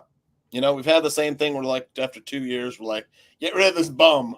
You know, back this other, like people were saying in the chat room, we draft a quarterback. Then the next year we fire the head coach. So that's what his first year of NFL experience is, like his coach getting fired.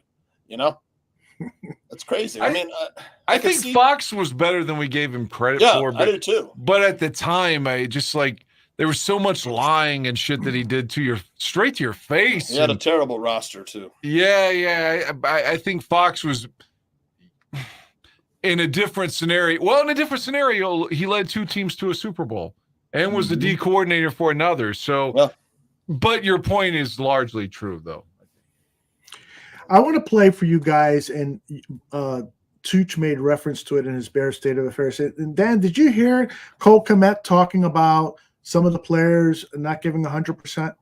I've read the quotes on this. I didn't know if it was fully. I didn't know if it was fully true. You know, people will quote shit nowadays, and it's a false quote. But I did read it. Well, these are Cole's own words, so let's listen to that, and then I want to play for you Coach Eberflus's reaction to Caleb's comments. Hey, Cole, Flus just told us that Tyreek addressed the team today and took responsibility for what had happened on the Hail Mary. What was his message to you guys in terms of like holding himself accountable on that? Yeah, well, I mean, from Tyreek, just kind of stood up and, you know, in a way said that what he did was unacceptable, and that he's got to be on the P's and Q's there, and you know, which we all appreciate. I think you know, unfortunately in that scenario, like he's a guy, you know, gets caught with somebody with a camera, and obviously the result of the play that happens and all those type of things. But I think it's a really a good lesson for everybody to learn from in terms of how to respect the game. And I think we had examples of that throughout the game, and quite frankly throughout the week of practice this past week, where you know, there's moments where maybe some guys lay off here and there, and those are the type of things that can happen when you do that for just a split second. And you know, it doesn't always come to bite you in the butt, but when it does, it hurts. And that's the unfortunate, and I would also say beauty of this game is that you know, you disrespect it in a certain way, and it'll come to haunt you in some form or fashion. But when you said there's moments in practice where people lay off, what do you mean? Just wanted to clarify what you were saying. Yeah, it's more of a general thing. I'm not necessarily, whether it's how you operate in the weight, and this is all like things done in the dark, things that only you know personally. And that's like if you're in the weight room, are you doing all 6 reps, or are you doing 5 reps and getting out of there? Are you know, when you're out on the field, are you getting the jugs after practice? Are you doing this? Or is your footwork correct in the walkthrough? And just those little things that can't necessarily always be addressed by a coach or another teammate, but things that you do in the dark that really come to fruition on game day. And I think that's what respecting the game is. And if you relentlessly respect the game, I think you'll get the results that you want. And unfortunately, if you get caught disrespecting the game in some form or fashion, it does come to get you at some point. That's some heavy shit. Who's he talking about there? Like, I wish that Weeder, who had a really good follow-up question there, I wish he'd have been like, okay, Cole, I don't know if you can say it, but who are you talking about? Because there's obviously a specific instance that has annoyed, or Kmet is talking about, that's something that annoyed him the week before. So what is he getting at? I don't know if he can answer the question, but I wish that somebody would have asked it, because that seems to be what he's intimating. Am I correct? Yeah. In your opinion? Totally. You know, but the trick is, so he is seeing this. He's seeing somebody, you know, at the weight machine, and they're fucking around on their phone, and they're not doing the 10 reps or whatever. And he's seeing, you know, during those Friday walkthroughs, is that a receiver or tight end, you know, isn't following what the coach is saying. And when he says you got to take 3 steps and then break to the left and so forth, you're taking 2 steps, or you're not doing it on your own. He's kind of admitting that he's spying on these guys.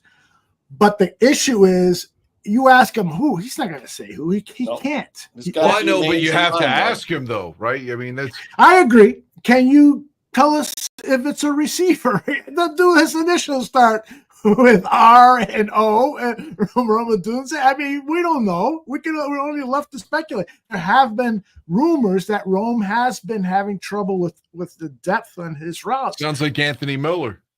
Oh, that would be awful, because I love that guy. I really want him to work out. I think he could be one of the league's best. Tooch, what do you think about what Dan asked?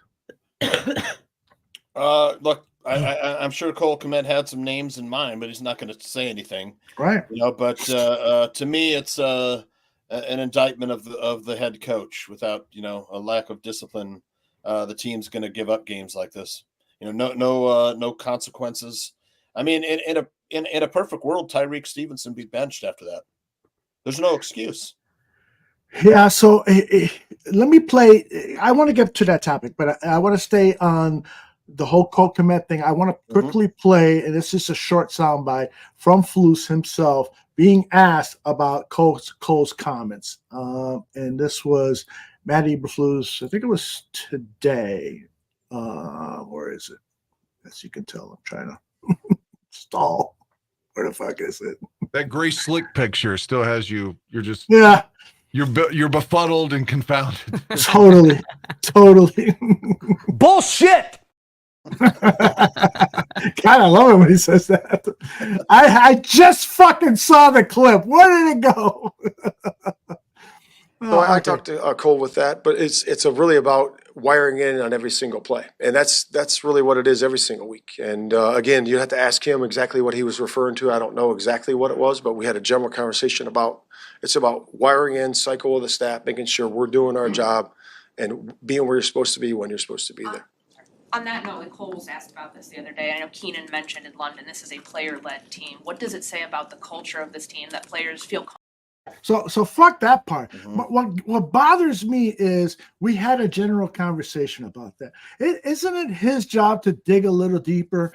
Cole, I know you may not want to mention names, but who should I be concerned about? Or Cole, what I would like you to do, as opposed to talking about it publicly, is go up to that player and ask him, hey, can you give a little more, or find a way to make him a stronger teammate by challenging him. Keep the coaches out of it. Keep the media out of it. Do it one-on-one, Cole and the player. He should have said something as the fucking leader of the team, the head coach. He should have coached Cole on how to better handle that situation as opposed to throwing all that dirty laundry out. I'm glad that he did, because now we know, but still, do you think Bill Belichick would have said, yeah, I didn't talk to him? He would basically say to the media, fuck you. It's none of your business. We took care of it. Next question. Why I don't like Matt Eberflus. He's like the buddy. Your buddy. Phil used to call him the gym coach. Mm-hmm. Just the gym teacher. The gym teacher. So I used to call him the gym teacher. It's like everybody's friend. He's not a coach. That's right. But come over to the house after the game. Do you remember Jerry Burns? Yeah. Oh, yeah. Oh, my gosh. Minnesota Vikings. There was this is Jerry. That's Jerry Burns. That's what he looked like.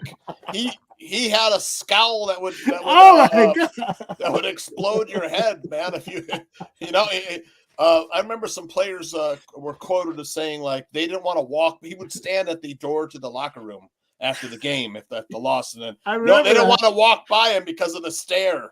That's the kind of coach. Eberflus is not Jerry Burns. He looked like the Tales of the Crypt guy. Yeah, that's what he the looked Crypt like. Keeper. They didn't want to walk by the Crypt Keeper. Yeah, I would hate to see that too if I was a player. So I love that in today's day and age, coaches are trying to relate more to the modern day player. But at the end of all the studies on leadership and so forth, these guys, there's 52 guys in your locker room. 50 of them would kill you if they had a chance to, because they love violence, but they also love to be told what to do, to be treated like guys in battle. Yep. And Eberflus is not doing that. He's, when we first heard the hits thing, yes, in its meaning, it sounds great, but it's the high school coach thing that we just talked about. All right, team, we're gonna have a hits principle. Jerry Burns had an infamous meltdown where he just started cussing over and over. Yes. I just sent that to you. If you want to see something fun and make us smile. They said his eyes were black.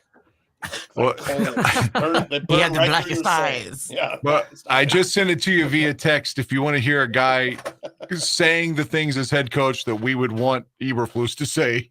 Yeah. If he had the balls. Is there a video of this? Yes, there I sent is. it to Aldo. Yeah. Give me 10 seconds. I'll get it going. This is so good. This is my memory of Jerry Burns as coach. It's a damn good one. Oh, I love this. I love this. Great job. Here it comes to you. And wrong thing. In VHS, I believe this. It's got to be. Yeah, it'd have to be. Can you see it? There he is. And at Merriweather just made a great play. Faked the guy on the outside, stepped inside him, and made the block. It was a hell of a game. I mean, shit. For $23, if you can get more excitement than that, hell, you're in the wrong operation. It was a hell of a game. And let me say something. As long as I'm in this fucking job, Snelker will be the offensive coach. I mean, no question fucking about that. No fucking question about that. I don't like to name names after a fucking game, but we can't be responsible for the blocking. We can't be responsible for the fucking guys jumping offside. We can't be responsible for we get down there and it was a dumb play by Anderson. I love Anderson, but it was a dumb fucking play when his foot was shoe was coming off up the line screen. We were hard to take time out. We had a fucking trap play called, and his fucking shoe comes off. We have another fucking trap play, and if he picks up his fucking feet, he walks in. We got the fucking pass to AC out there in the flat. There's a ball thrown in low. That isn't Snelker's fault. We got right down there. We got the second down, and I don't know what the hell. 2 yards ago, I don't know what 15, 40, whatever the hell it was, and Irwin jumps offside. These are the things that have been hurting us all along, the little things. We're working at them to stop them. We moved the ball good today. We went down there and we didn't get the ball in the end zone. Did you win this game? I think we did, yeah. That is good stuff. He's talking about Alfred Anderson, if you remember. Yeah, Alfred Anderson. His players were terrified of him. Can you blame him? Guy looked like he had a couple of shots before doing that press conference. He wasn't a big guy either. He was little. Yeah, that dude was there forever. He was like the OC for Tarkenton. Is that right? I didn't know that. Yeah, and then he got his chance after, God, what's his name? The coach. They went to 4 Super Bowls. Bud Grant. When Bud Grant finally went away, he got his shot there. And but they didn't. They traded for Herschel and didn't make it to the Super Bowl. So that was that. Yep.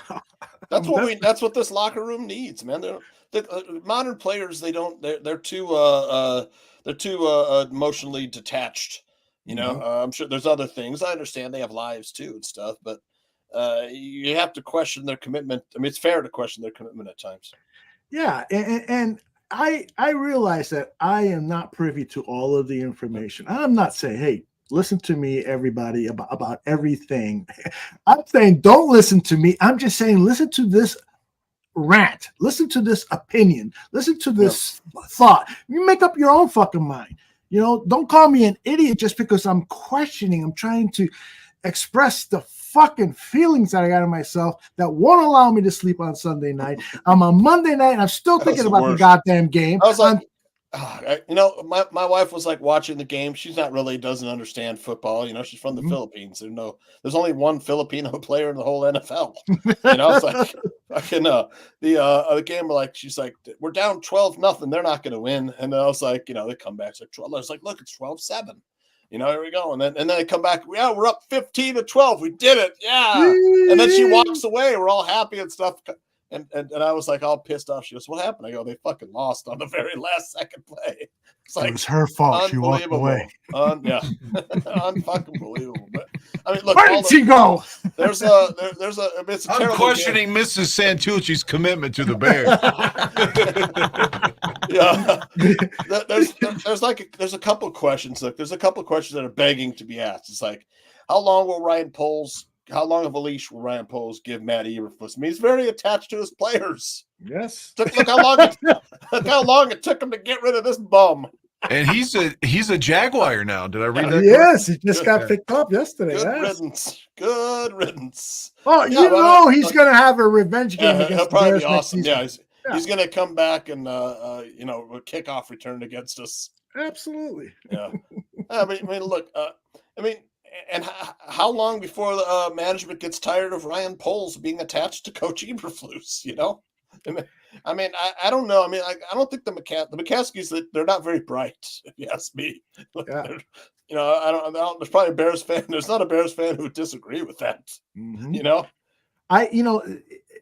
So I posed this question on X, and I got a lot of shit, but I also got some positive comments. Is when the last time the Bears fired a coach, Matt Nagy, George McCaskey at the press conference was told, what were some of the things that bothered you about Nagy? And he says, we were making the same mistakes at the end of the year that we were at the beginning of the year. And he was referring to the fact that there was a fumble, that there was a player down and nobody touched him, and the guy got up and ran for a touchdown in the first game. And the same thing happened in game 16 or 17. And so I asked the question, we're seeing these Eberflus losses with bad fourth quarter management. Now we have a better roster, Raldo. Yes, and now we have the better roster. So at what point, I'm not saying fire him this week or next week or even in season, but I'm asking at what point do you start thinking, all right, let's start making a list of potential new head coaches? That's what I'm saying, because I'm definitely thinking of succession plans just in case this team goes south and ends up with a losing I never record. heard that George quote, but I'm liking what I hear so far. I mean, that to me, that's good news. It's like he's going to be saying the same. We're making the same mistakes over the past 2.5 years. Yeah, it happens. Laz has a good point. That one person to blame is Trace Armstrong, because he is Ryan Poles' agent. Yep. And so there seems to have been a marriage set up there by Trace Armstrong. Yeah. And I believe Trace is also Kevin Warren's agent. So there's that. It seems like there should be some separation of church and state here. Trace, this is Chase Armstrong's fault, right? He's the Bears probably trust Trace with a lot of things. Hey, recommend. He's like, look, I got these guys are my clients. They're good. Blah blah blah. So I don't want to talk about head coaches for next year, not yet. But I'll tell you what: if we go into that Green Bay game with a 3-game losing streak and we lose to Green Bay. Oh, you got the schedule? For what do you mean the schedule? You got the schedule you could throw up there? Oh, yeah, absolutely, baby. Mm-hmm. Yeah, there it is. 4-3. We came off the bye. Week 8, we're 4-3 after 7. You got the Cardinals. Mm-hmm. We're on the road in Arizona. We're on the road. Oh, the orange is road and the white is home. I thought we were at home. Okay, that's fine. No, we're on the road at Arizona. Then we got 3 straight home games, huh? That's right. And then we got 3 straight road games. That's kind of weird. They don't usually have 3 straight home games. I know the schedule is quirky, no doubt about it. And then we had 3 straight home games, but one of them was in London. I mean, look, the Patriots are terrible. I think we can pretty much chalk that one up. Well, they beat Aaron Rodgers at least. Yeah. I mean, Rodgers, he's not the player he was. But speaking of Hail Marys, that guy's got like 2 memorable ones. Rodgers. Yes, he does. Fortunately, none of them against the Bears, right? Right. Well, that Randall Cobb play might as well have been a Hail Mary, and it still I haven't gotten over, and it's been 11 years. 1975. I don't mean any disrespect to actual cocksuckers, but Rodgers is a fucking cocksucker. Ask Kevin. Kevin was his male lover, and then when he didn't come out of the closet like he promised his male lover, then he shamed his male lover for being mad at him. 1975, I think it was the Cowboys and Vikings. At Rodgers Drew Pearson And Roger Staubach in a playoff game. They said, well, how he said, I went into the huddle and I said a Hail Mary. That's how the play Is got that right? explained. I didn't know that. And the Cowboys went on to the Super Bowl after that, and they lost to the Steelers and Terry Bradshaw. Mm-hmm. I was 7 years old. I remember I was like the steel curtain. Yeah, I was like, I had all. Yeah, they had a lead that entire game, but everything. They had a 10-7 lead throughout the game, and Tom Landry tried to sit on it. Yep. And they just kept running and punting, and then Pittsburgh scored a bunch in the fourth quarter. So yeah. One of the things that almost happened in that game, if we're talking Super Bowl 10, there is the fun fact: Percy Howard caught a touchdown for Dallas that day, and it was his only catch of his entire career. So he technically never had a catch because it was a postseason game, but the only catch he ever had was a touchdown in Super Bowl 10. And there was another play at the end of the game when they're trailing 21-17 that he almost caught for the game winner. Oh, sensational game, Super Bowl 10.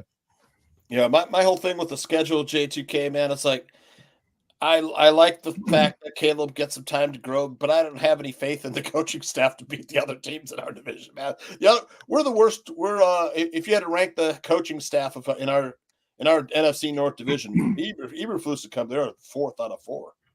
Mm-hmm. I'd rather have the other staffs over Eberflus and company any day of the week. And I would like to say one other thing, because I've been criticized, and I'm not saying the criticism is off limits or wrong. Yeah. But I've been criticized that I'm really, really happy after a win, and then really, really down after a loss. And that is so fucking true. There's no doubt about it. When the Bears win, I'm a happy motherfucker. Why is that bad? Yeah, exactly. That's what I ask. And so why is it bad? But I think the comments were born out of me bringing up the subject of whether the head coach should be fired, which, again, I'm just bringing up the subject. I'm not advocating for that. You don't overreact as much as Greg Gabriel, Aldo. That's what I told him. That's what I told him. But nonetheless, I feel like, it is good to question stuff. That's not exactly what I would never say Greg Gabriel has a long fuse, Aldo. I know. Oh my gosh! When Cliff Stein, the bean counter at the Bears, was fired in January of this year, Greg tweeted out, "Fuck the Bears. I don't want to talk about this." Wait a minute. Isn't that kind of like his thing, though? I know that's the thing. He's like, don't criticize the Bears, but they fired my buddy, so fuck the Bears. Come on, Greg. Vaginal farts are wonderful things. Wonderful. Oh man. All right. Who said that? Vaginal farts? Yeah, who was the that woman? Lady, some sex therapist, right? Yeah, she was very famous. She died about remember her 3-4 name. years ago. I forgot her name. I should have had it here. Gosh, Was it I Dr. Ruth? apologize. No, it's Vaginal farts are wonderful things. She's from Joyce Brothers. She's from Canada. I'll look it up. We should give her credit. Anyway, any final thoughts on the game? Are there any questions out there you guys want to address? What do you think the Bears are going to finish up with the record? If we didn't get. I mean, we were. I see. About the schedule, but all right, let's look at the schedule and go ahead. Tell me what you think. Well, I mean, the Cardinals. It's definitely not an easy game. I mean, they're actually getting their star rookie back, their number 1 draft pick pass rusher Darius Robinson. But I mean, they just went. They were on the road. They beat the Dolphins right on the road last week. Correct. Yeah. Correct. So they're coming off a win. It could be a classic letdown spot. Maybe we get the Cardinals win. I mean, but it's a mobile quarterback, just like Jaden Daniels. So kind of probably a similar game plan. I think they can run the ball too, James Conner. But let's just say we give it to the Bears. Give them that win next week. And then we win against the Patriots. Now we start some division games here, 3 in a row. Man, Dan, we never beat the Packers. Well, maybe we can change that now. We have a quarterback who in my estimation, is better than we've had in a long time. And I Yeah, love oh, Justin Fields. I'm not putting him down, but Yep. I'm not willing to give up on this season. Don't ask me to predict losses right now. No, I just don't want a loss on Sunday, and I am worried about that game. I think he Arizona's tougher than we think. He almost single-handedly won that game for us, and then the coaching staff pulled it out from under him. If I was Caleb Williams, I'd be pissed. I agree.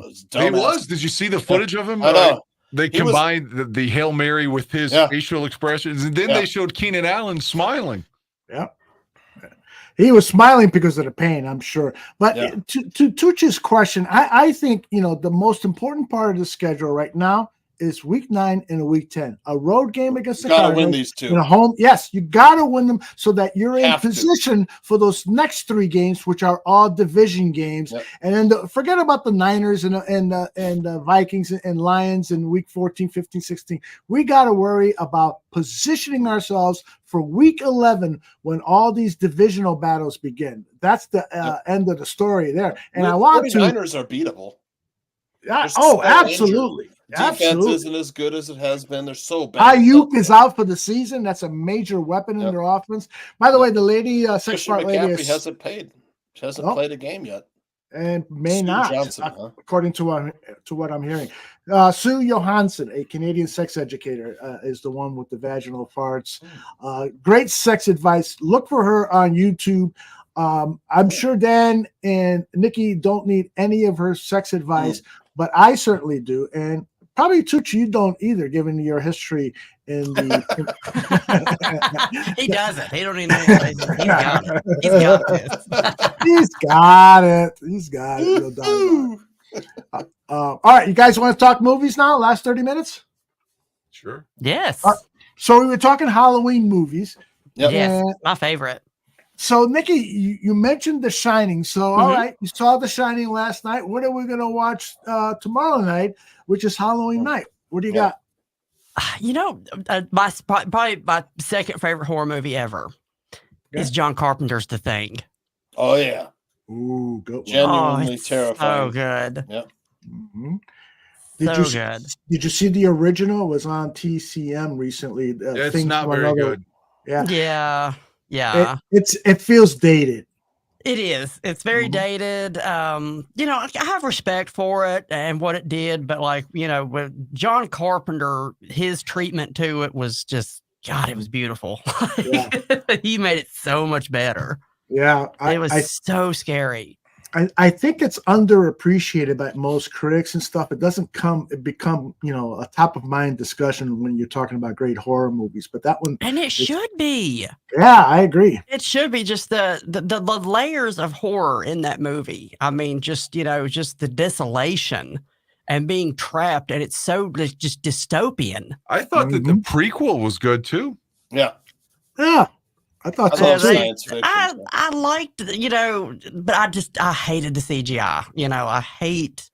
I love practical effects, and I think that John Carpenter's The Thing really showcases that. Like I was actually reading something about him making The Thing, and they were like, well, we can't show this and show that. And he said, no, hell no, I want this thing on an examination table with lights on it.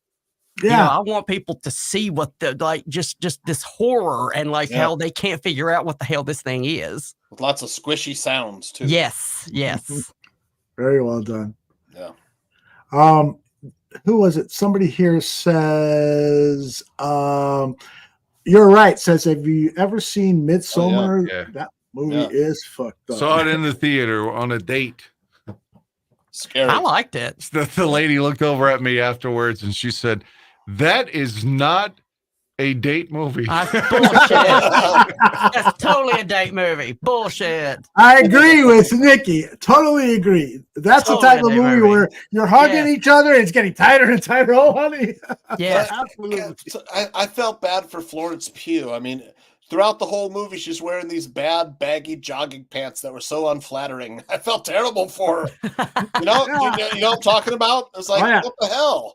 It was like, she was the girl that they didn't want to come along with them on this little right. excursion. But, the guy still brought her Yeah. And then he's getting drugged. They're making him eat pubic hair, all these crazy things.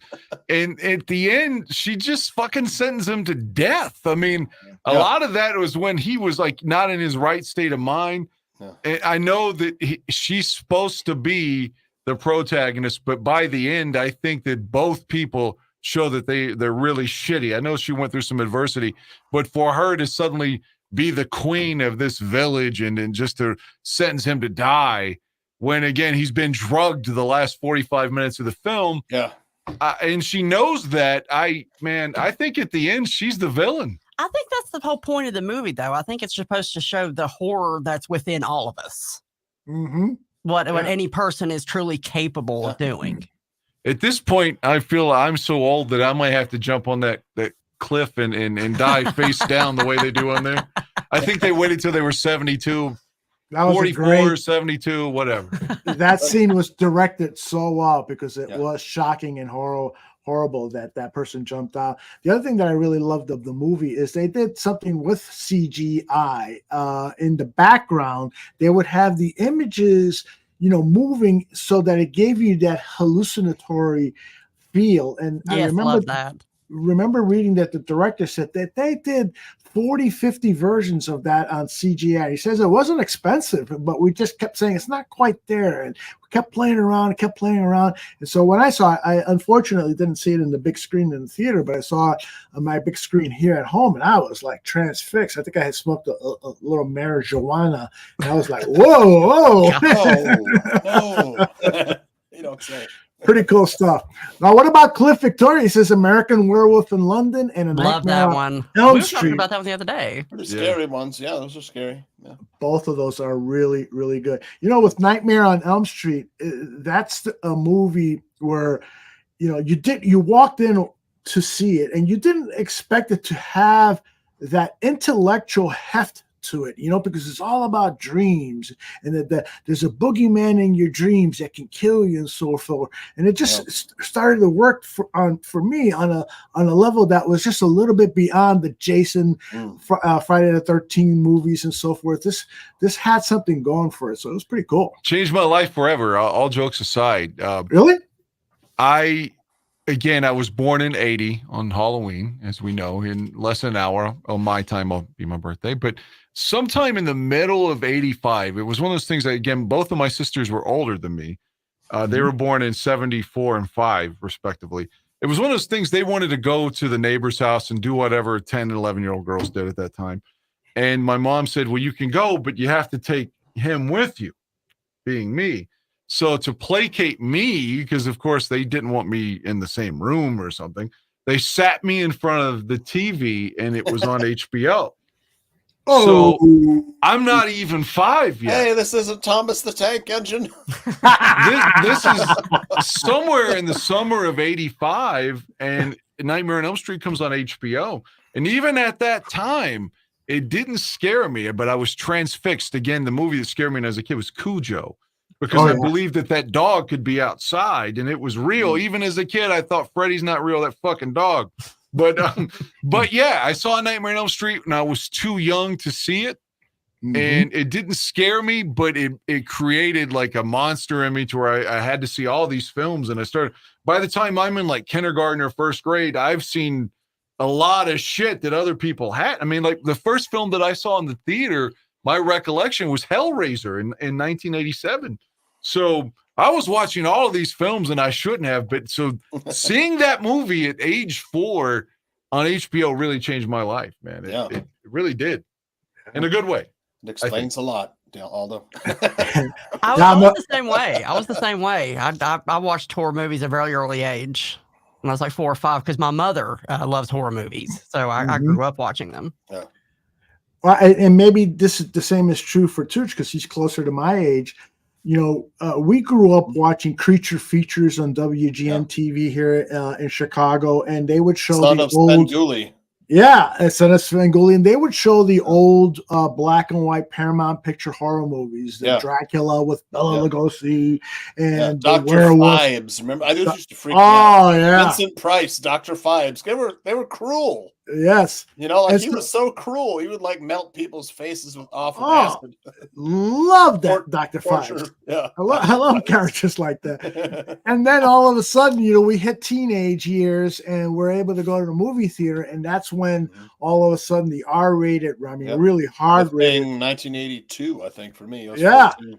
Yeah. And so now we're seeing all these blood and guts movies associated with horror. You talk about shock. We went from this really bullshit, scary shit with a guy with a cape going like that, look into my eyes. Yeah. And now we're seeing somebody get their head fucking chopped off. I was like, holy shit, what's happened to my world? That seems to be, again, I wasn't alive in that same era that you're talking about, but based upon the knowledge that I have, I feel like it's a safe thing to say.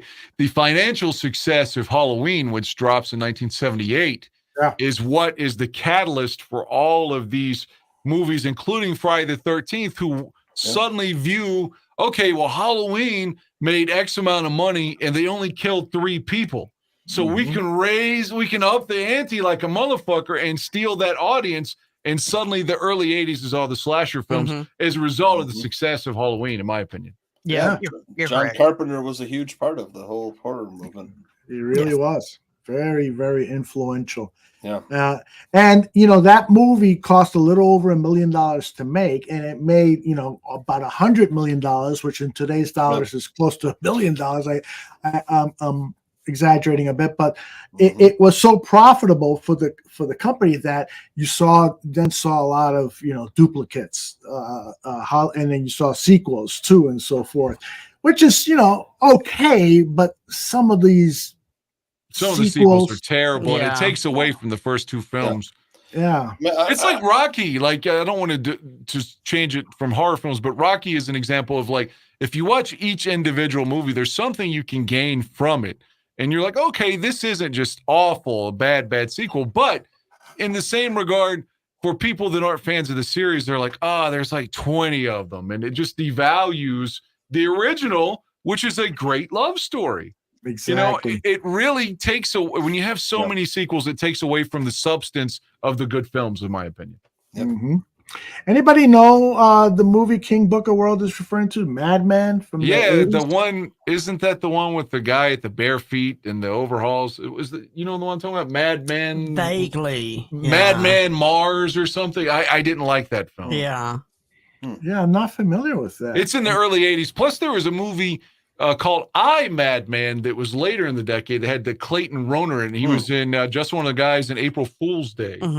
Maybe it's that one, but I think the Madman Mars is the one he's probably talking about. Yeah, Madman Mars. Yeah, there it is. He says you're right. Never seen it. Kind of reminds me, but I don't remember what year Psycho was. Alfred Hitchcock. 1960. Yeah, 1960. Psycho 2's better, I think. Psycho 2 is a great sequel. Like Psycho in 1960 must have blown people fucking away, dude. It's like fucking, they never seen anything like that, man. It's like, holy shit. Yeah, that's to me, that's a brilliantly directed film. Hitchcock, that shower sequence was just so fucking fantastic. Yeah. 60 cuts. There was a stand-in for the lead actress, so Jamie Lee's mom. Yeah, Jamie Lee's mom, right? Because there was so much nudity involved that they didn't want, to subject it to hours and hours standing in the shower naked. So they had a stand-in, and you never see the knife go into the skin. It never did. It never did. Right. Yep. But it just really felt like it with the sound effects, the music, and the shots. Black used. blood going down the drain. Yeah, pretty cool. I could have to say that's the part that I saw I probably with you. I can't. It was in '98, but my memory tells me you were with your dad or something, and I saw it when you were out of town. But we were together when the Psycho remake came out in '98. Oh, I didn't watch that piece of shit. Well, I saw it in the theater. Yeah, Hesh, so I was right? going to say, I thought Vince Vaughn did a really good job as Norman Bates. He really did. But, however, I expected the shower scene with Anne Hesh to be a lot of nudity and a lot of blood and the knife going in. I thought they could take the 1960 film and make it so much better, the kind of the way Lolita was so much better in the 97 version because Kubrick is restricted at the time it comes out. Right. They could really take it for it, but they almost made an exact sequel with Psycho. And That was the intent. Shot for shot. Yep. It was shot for shot. It was. The dialogue was all the same. It was shot for shot. Yeah, It why was do an exact kinda boring. sequel? I mean, like I said, by 98, you could do so much more at that shower scene in general. It's a bold strategy, Cotton. Let's see. Yeah, if it pays right. off. That's Didn't right. pay off. It didn't pay off. There were a couple of little deviations, like the scene where in the original cycle, Tony Perkins is looking through the peephole and watching her get ready to take a shower in her underwear, and then in the Vince Vaughn version, if I recall correctly, you can hear him masturbating, Yes. which is what they alluded to in the Hitchcock version, but of Yes. course you couldn't in 1960. But Vince Vaughn, you hear it. He's looking at her. It was implied. It was implied Does- he was jerking off. Does anyone agree with me, or are they on her side? I thought Vince Vaughn did a really good job in that film. Yeah. I thought he was That's all good right. in it, but the whole shot for shot thing, I agree with you, Dan. But just Yeah. his portrayal as the character. I mean, Mhm. like, Anthony Perkins, way better. well, I didn't say he was better. I'm saying I thought Vince Vaughn did a good job in it. Though, is what I'm saying. I agree with both of you. Perkins was better, but Vaughn, thought did a pretty good job. And Vince is a big Bears fan, so come on, give him some love. That's right, he is. Tony Perkins went on to play Jimmy Pearsall in Fear Strikes. That's right. Fear Strikes Out. Yeah, And Jimmy you Pearsall hated that movie because it was like Anthony Perkins was terrible at baseball. Yeah, I mean, the way I heard Pearsall say it through sources was, I can't believe they had a fag playing me. Yeah, exactly. Wow. Wow. That's what allegedly he said. Wow. But in some of the baseball movies, you can tell the guy has not played a lot of baseball the way he's throwing. He was in a movie in the late 70s that I really liked. I saw it on TCM. I bet you did too. A couple years ago, Aldo. I'm looking it up right now where he is sort of a he's sort of a ladies' man in it. Oh, yes. It was 5-5 earlier. Is it over? Was it a baseball 7-6 game? The Dodgers, series, middle of the eighth, 7-6 Dodgers. So they're about to Yankees were eliminate. up. Yeah, they were up 6-5 last I checked. No, So I could get his fucking filmography. He made a movie in the late 70s where I again, remember that movie, and it was a prominent actress that he was involved with. But yeah, exactly. Are you working on pulling that up? I'm trying to find his film. Here it is. Okay, yeah, I'm working on it right now. I'm scrolling through 70. You're right. He has so much. Remember My Name. Remember My Name is what it's called. Okay, yeah. Jeff Goldblum was in it too. Nice. Remember, really, he was. It says Neil Curry is living a happy life with his second wife in California after abandoning his first wife in New York.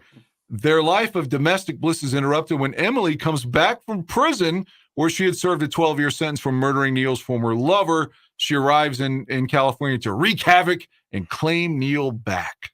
Wow, got pretty decent reviews too. Geraldine Chaplin was Emily. Yeah, I like her. She's a good actress. Dennis what's it Franz called is in again? it. A very young Dennis Franz was also in that film. NYPD Blue? Yeah, Oh, yeah. okay. Good film. Remember My Name is what I couldn't remember. Ironically, had to look it up, but it was good. Can't remember the title, but the title is Remember My Name. But it was good. Anthony Perkins. Yeah, I'm saying by that time, I think everyone knew his sexuality, but he didn't have to get stereotyped from his character as a result, which is good. Because we talk about where Chris Sarandon's from here. After Dog Day Afternoon, he was taking movies where he's raping people and everything because everyone in Hollywood was saying, he's a homosexual because he was Pacino's lover in that. And he felt like it was ruining his career. He couldn't get roles. They said, oh, no, he's gay. You're like, no, he wasn't gay. He's married to Susan Sarandon. He's tearing up some pussy. But, Nice pussy. yeah, God, if they both had kids without the other one. If they had had Chris Sarandon's a good looking guy. If he'd have had a kid with Susan Sarandon, their daughter had been hot.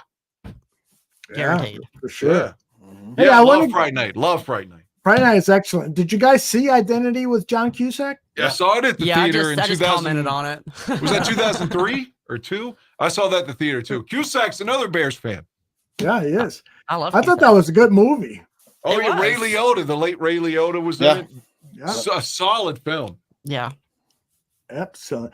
All right. What else? We got 10 minutes left. Anything else on Halloween that you like to do? Like Nikki and Dan, this will be your first Halloween as a married couple. Are you going to do anything special? Yeah, the last time we were together on my birthday, we went to see an actor that both of us like, even though politically he doesn't like us. He hates Democrats, but I love James Woods. And on my 18th birthday, Nikki and I saw John Carpenter's Vampires together. Very fun. With James Oh, Woods. Very fun movie. Very fun. A lot of comments on that movie in the chat room on how great of a movie that is. Very fun. James Woods, man, is a good fucking actor. He wants really to blow is. him so much. You have He's no got a idea. giant cock, according. He was fucking Heather Graham. She was like, look, man, I might be 20 and he's like, I don't know, 45. Fuck, he's got a huge cock. So I'm going to Good take for it. him. Good Yeah. for him. Good for him. Absolutely. God damn, I hate his guts. I'm reading a book right now called The Films of James Woods, where a guy like breaks his, asks him questions about each individual film. Yeah. And it goes chronologically. Yeah, I like James Woods. And Danny is masturbating to this book as we speak. He loves James Woods that much. You know the character that Nikki and I both always talk about? We love James Woods in Casino. Yes. I was just thinking of that. you That know? was the perfect role for him. No one else could have It played really Lester the was. Pimp. It was just perfect. We just watched that movie where neither one of us had ever seen it, called the Onion Onion Field. Field, yeah. I'd never Ooh, watched that until like 2 weeks ago, and Yeah, it's Ted It's Danson. really good. he made his buddy like suck his fucking dick. Yeah. It was upsetting. Then That's the one lazy guy criminal. and the policeman is like beating his like infant child. It's a tough watch. Mm-hmm. Yeah. Now, for our audience, the movie title again is, tell us a little bit. So The Onion Field. Right. And it's based It was on Ted Danson's first movie.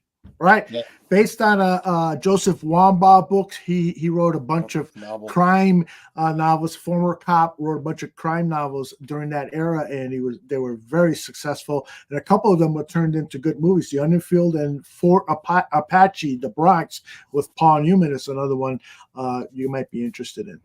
Yeah. You know, this is not connected to that guy, but when you mention New York and Paul Newman, filmed, I think it kind of goes under the radar, and it's sort of rugged and early 80s New York is with Stallone. I think Nighthawks is really good.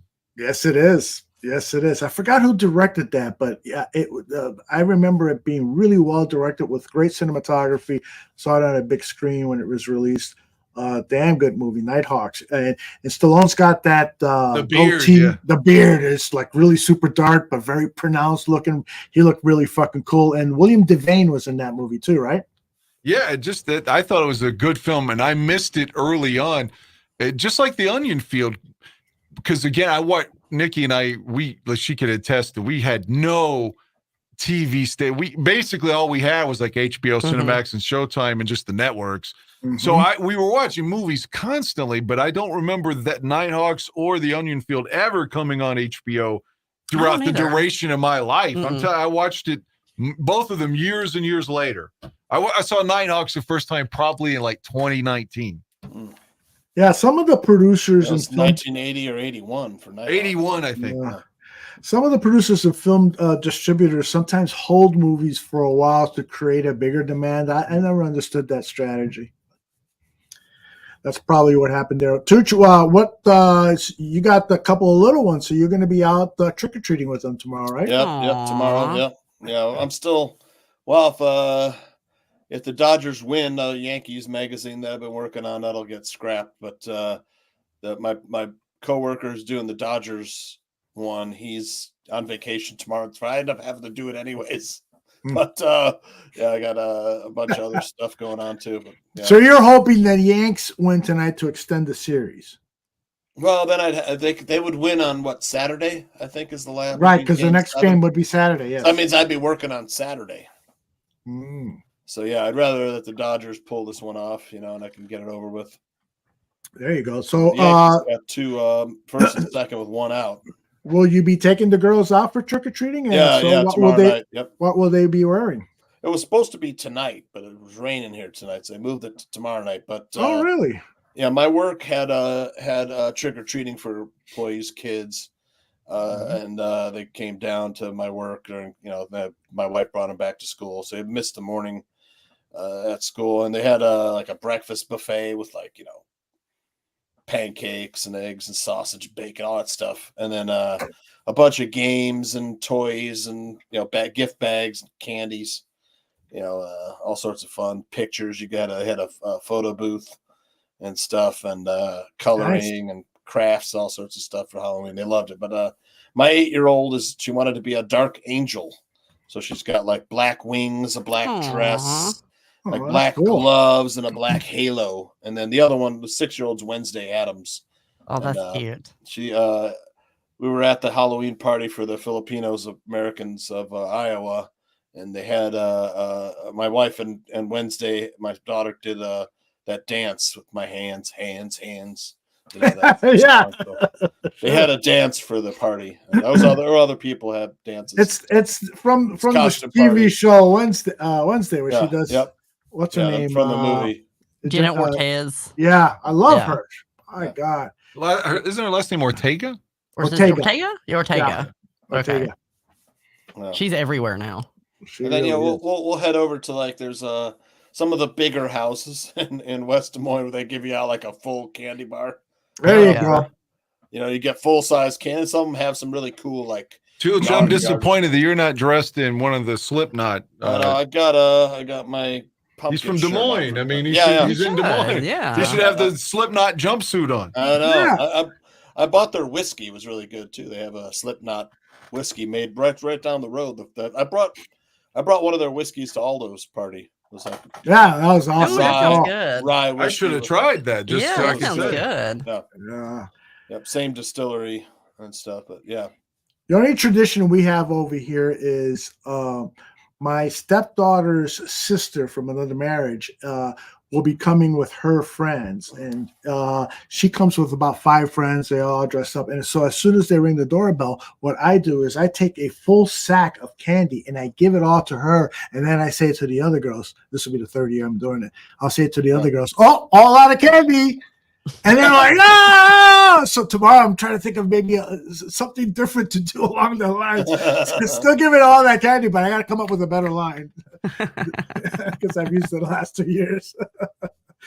But that's it, man. Got my buddies with me. Going to put them outside tomorrow and have a good time. Dan doesn't have to work tonight, right? No, I got to work here radio today and tomorrow, but I'm off I got paid days off from 911, which is great. Nice. I was going to say she and I recently watched, and it was overwhelmingly disappointed. I saw this movie in the theater when I was 9 in the summer of 90 anyway. Again, I was already like 6 feet tall, so they let me go in by myself. This is a true story. I saw The Exorcist 3 is what I was getting at. And my thought was like, God, I wish just fucking George C. Scott would stop screaming in every scene. But she and I watched the director's cut of Exorcist 3, which I had never seen. And I thought, this could be good because apparently it's one of those deals you always hear where the director feels that it got rushed. And then they took all this footage allegedly that he had intended to be in the film and compiled it together. And it was horrible. Like, if you remember in Exorcist 3, the guy that does the voice for the Chucky in the original Child's Play. Brad Dourif. I love Brad him. Dourif. Yeah. I love him. Well, he played a serial killer inside of Exorcist 3. Bullshit. Well, his character, it was intertwined with the priest Damien from the original Exorcist. Okay. And so George C. Scott in the original Exorcist 3 knows that this guy's really Damien that jumped out the window. But in the remake, or I'm sorry, in the director's cut, the whole thing focuses on Brad Dourif. You never see the actor Joshua Miller who plays Damien. Never. Jason Miller. Yeah, sorry, Jason you're Miller. right. You're right. Yeah. You're right. Joshua's his son. It was in Near Dark. Sorry. So how would George C. Scott know that the character is Damien if you never see Damien? It makes no sense. The director's cut was terrible. Oh my Terrible. God. Oh no. Nick, you mentioned like practical effects. I was reading an article recently about the Terrifier movies, which I haven't seen, but I heard those are good. I love them. I love those movies. The practical effects are like award-winning, like gore, graphic gore. But I haven't seen them. Dan seen Terrifier? No, I haven't seen any of those. No, I've Nikki's seen all the of only them. one. I haven't seen them. But How many are there, Nikki? There's three, right? Third No, one just three? came out. Three just came out. Yeah. Yeah.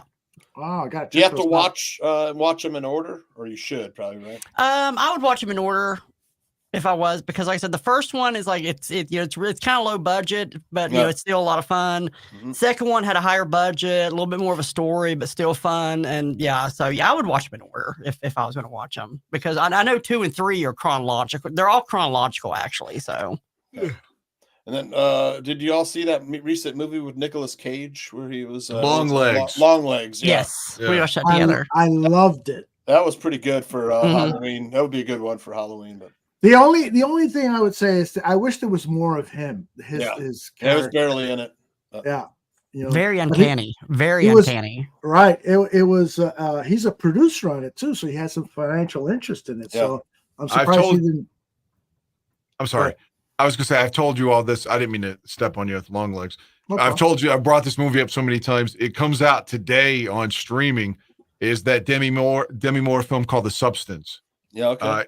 So I'm good. gonna record it tonight. It comes on 3 a.m. East is when it rolls out. So for you it'd be 2 a.m., but it'll be out tonight on streaming services. Called again The Substance. I thought it was the best movie I've seen all year. Very good.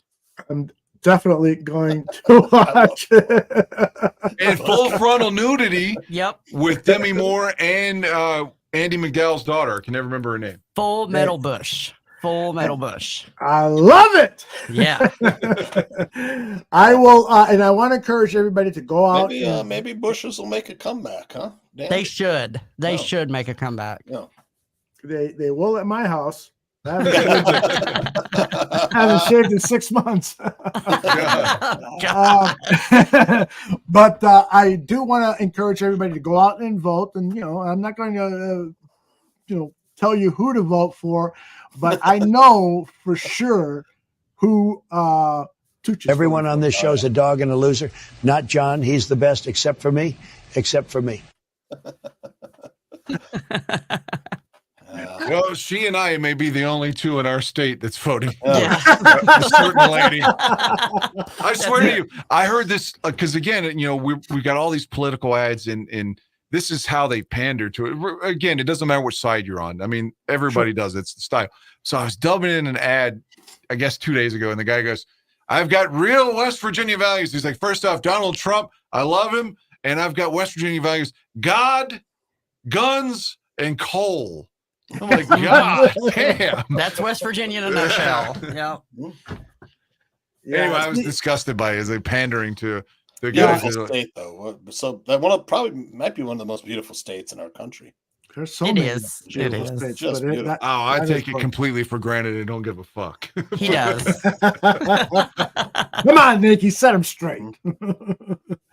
By the way, a lot of mention here in the chat about the Evil Dead movies. Are you guys fans? That's a good I one. like part one. I like part 1 and part 2. One was great. Yeah, it was scary. Did not like 3. Did Yeah, not. Army of Darkness. She's the only person I've ever met that hated Army of Darkness I other than didn't. me. It was just It too was comedy. It was a comedy. Yeah. Too much. And I hate the concept of them going to an urban area. I thought was cool, but the execution was horrible in that most recent Evil Dead. The CGI was so Evil bad. Dead Rise. The was the name of it. CGI was so terrible. We're talking practical That was effects earlier. horrible. Yeah. Yeah, the practical effects of the original Evil Dead with no money are still better than what they did in Evil Dead Rising or whatever the fuck. it's called. That guy went on to direct the new Alien movie, Romulus. Yeah, which she hated. Freddie Alvarez. Which you didn't like, and she loves those alien films. I did not like Romulus. I okay. dropped was I all right. dropped $25 for her to watch it on pay-per-view, and she didn't like it. I'm sorry. It was all right. Yeah, I mean, It was just very tired, I Yeah. thought. I was Yeah. just like, man, we've seen this over and over. Let's, yeah. at least Prometheus and even Covenant tried to kind of change it up Yeah. a little bit, the formula. And, Right. it is a little all over the place, but I still appreciated that they were trying to do something different. But, Romulus, it's like, God, I've seen this already. Yeah. I've seen this 4 times before. Yeah. Do you know who the director on Romulus was? Was anybody? It's Alvarez. Alvarez. Yeah. Oh, okay. They've already they've already said there's going to be a sequel. But the one cool thing about that Romulus film, Aldo, I think, and Toots too, but you might appreciate, it's going to get a VHS release. The first movie, big budget movie, to get a VHS release since I think they said 2006. That's pretty fucking People still awesome. have VHS players, huh? Yeah, I have one that is a VHS to DVD transfer one, and I got to pull that one out and set it up because I got a lot of cool old VHSs on stuff that I'd love to share with you guys, including. It's porn. Yeah, of course. 99%.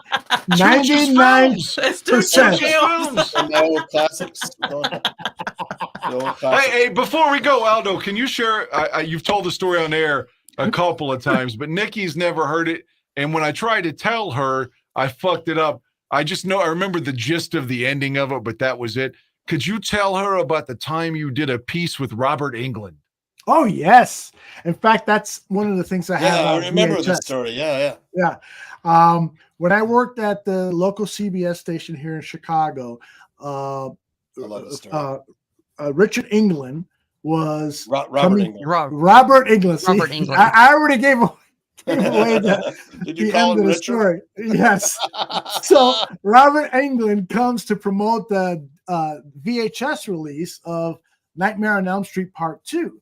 And so we followed him around, and I talked to the producer who was working with England. I said, we'd love to see the makeup being applied because he was going to go to a bunch of video stores and promote the film's release. So we got to his hotel, 8 o'clock in the morning, set up the cameras, and we interview him. And then And he's British, right? Yes. He's talking about how he's a Shakespearean trained thespian actor, and now he's done horror movies. It's pretty cool interview. And then we taped the whole makeup application, which took about almost a full 2 hours. And then we followed him to the VHS stores. But before he left, he pulls across the drape to the hotel room. He goes, "Hog Butcher of the World, we'll see." So we follow him. We get a bunch of B-roll of him at the VHS stores and so forth. And finally, we're about to leave. And I go to him and I go, "Hey, goodbye, Richard." And oh, no. Tiny autographs. He looks at me, with that evil look. And as I'm walking away, I said, "Oh, fuck, I fucked up his name." Oh, my God. One of the most embarrassing times of my life. But the video of that we ended up producing and editing together is one of my favorites, so I want to make sure to try to find that and share it with you guys. You don't know what you're talking about, do you? I don't. I have no idea. I have a recording that I recorded, or VHS I recorded in 86, where it's like Robert Englund was in the full gimmick, and he was like, "Coming up next on HBO, Nightmare on Elm Street Part 2." But he's like introducing it, and that's on my recording, my VHS recording of. Oh, I love it. Yeah, which I liked a lot. A lot of people hated Part 2. She and I both dug it. I liked it. Piper's Alley. That was a theater in Chicago, right? Yes, Piper's Alley. Yes, yeah. Hey, I want to ask you guys. That's like 80s for me. Yeah, definitely years 80s. ago. I want to especially get Nikki's opinion on this. When I was talking to Robert about the movie, he brought up, that there is some, he's been getting a lot of love letters from women. "I love you, Freddie," blah, blah, blah, and so forth. And he started talking. There is some underlying sexual theme going on that really turns on teenage girls. Nikki, did you ever hear about this, or can you see this kind of sexual tension going on between Freddy Krueger and teenage girls? I could see it. Really? I could see it. Yeah. Oh, the tongue, yeah. I wasn't, attracted to Freddy Krueger, but yeah, I've been attracted to horror movie characters. Yeah, definitely. Yeah. Oh, I got an off topic. I told her this. I'd never admitted this to anybody. And again, it's not that it's embarrassing, but anyway, it's just fun. I just brought it up. Did you ever see Night of the Demons from 87? Sounds familiar. Well, it has a horror film actress that she and I both love called Linnea Quigley. Linnea Quigley, yeah. Yeah, Very she's in nice. Return of the Living Dead, you know. But I'm watching that. It's somewhere around the summer of 88, 89. Again, I'm not even beating off yet. I'm like 8, 9 years old. And there's a scene where she grabs like some lipstick. She's supposed to be possessed and like pushes the lipstick inside her titty through the areola. And as a kid, can't explain why, dick rock hard. I'm not even beating off yet, but that's the first thing I can remember watching and just being like, hey, what's going on down here? You know, it's That's pretty cool. One of the first hard-ons I can ever remember was from that. That's so touching.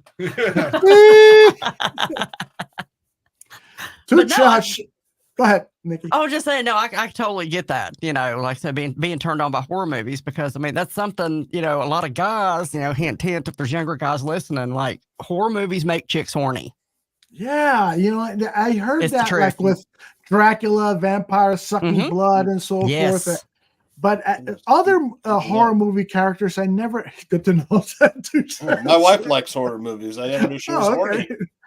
Hey, King Book of World and I, man, we've been agreeing on a lot of these. So shout him out. I've been seeing his comments, man. Like he's a movie lover too. Yeah, Kruger was supposed to be a pedophile. Yeah, so- that let me comment on that. So I found out again because I watched the remake in 2010 at the theater and I just hated it. Ooh. You had the kid from the Bad News Bears playing Freddy, and it was wretched. But they see in like part 1 and 2, they said that like Freddy's back job was he like worked for the power company, and that's where the basement come from. He took him to like, well, here are companies, American Electric Power. I don't know what you all have, but anyway. So it'd be like he took him to the basement of AEP. But by 2010, they said he was a janitor at like this fucking preschool and he's touching kids. But I found out by doing research that Wes Craven did want to make him a pedophile and he got some drawbacks. So they cut that angle out in the original film. And thank God, because if they were ever going to make Freddy an anti-hero that blows up in pop culture and stuff, no one's going to get behind the pedophile fucking janitor. Like, so Freddy's never Freddy if they make him a pedophile. You know, I mean, like, his whole story is he's trying to kill the kids as part of this revenge where their parents set him on fire. So it's like, even that's a little, like, out there. But no one's going to be like, boy, Fred Krueger, he's going to be a pop culture phenomenon. You know, the pedophile guy? Nobody. Right. So what was the line in one of the movies that he's the bastard son of 1,000 maniacs? Yeah, that's in part 3. That's in Dream Warriors. Bastard son of 1,000 maniacs. It thought was that his was a it was part great of his line. backstory. Yeah, it was part of his backstory. The guy that she's telling that line to looks like Bill Maher. He's in that film. I think that God, what help me out here? That with Melanie Griffith in like '84 called Body Double. Body Heat. Body Heat. Yeah. Body Double. No, Body Double. You're right. You know the guy I'm talking about, though, right? Yeah, Craig. Craig something. Starts with an H. Hassan. Craig Wesson. Watson. There you go. Doesn't he look like Bill Maher? He does. Yeah, a little bit. Yeah. By the way, I love that movie. That Body Double with Melanie Griffith. This Greg is so hot Watson. back in the day. Oh my gosh, that was a hot movie, man. Yeah, was that Brian De Palma? Brian De Palma. That's who directed. I knew it was a great director. Yeah.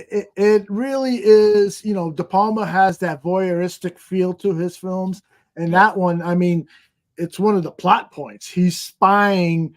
The Craig Watson the guy is house sitting on this beautiful home, and he's spying on some woman who's doing a striptease every night at a home across the way. He's spying on a telescope, and that leads to all of the action in the film. But yeah, De Palma, in terms of horror, because that character played a vampire character in the beginning of the movie, and you think, oh, this is a vampire movie, but he's an actor who gets claustrophobia at the beginning of the movie because he's buried in someplace, and so he's fired from the job by Dennis Franz, who is the director of the film. He fires him, and so the guy needs a place to stay, and he accepts somebody's offer, and they have this telescope, and that's when the voyeurism starts, and the movie just goes wild after that. Love that movie. I love Creepshow 1. Creepshow 1 is classic. Part Part 2 had that one with the raft that was good. I didn't like the other two, but part 1 is fantastic. Yeah, There's actually three of them. One of Ed Harris's first roles, I think. Not. Yeah. Yeah, I think you're correct. I think yeah, it was one his of his first role. roles. Yeah. Yes. I have not seen any of those. Oh man, Creepshow 1. Creepshow's great. You've got Ted Danson. You got Leslie Nielsen as a role as a mean motherfucker. Oh, he played a great villain. Yeah, he's not doing a comedy at all. And this is after Airplane too, by the way. Wow. Yeah, so Leslie Nielsen, Ted Danson was in it.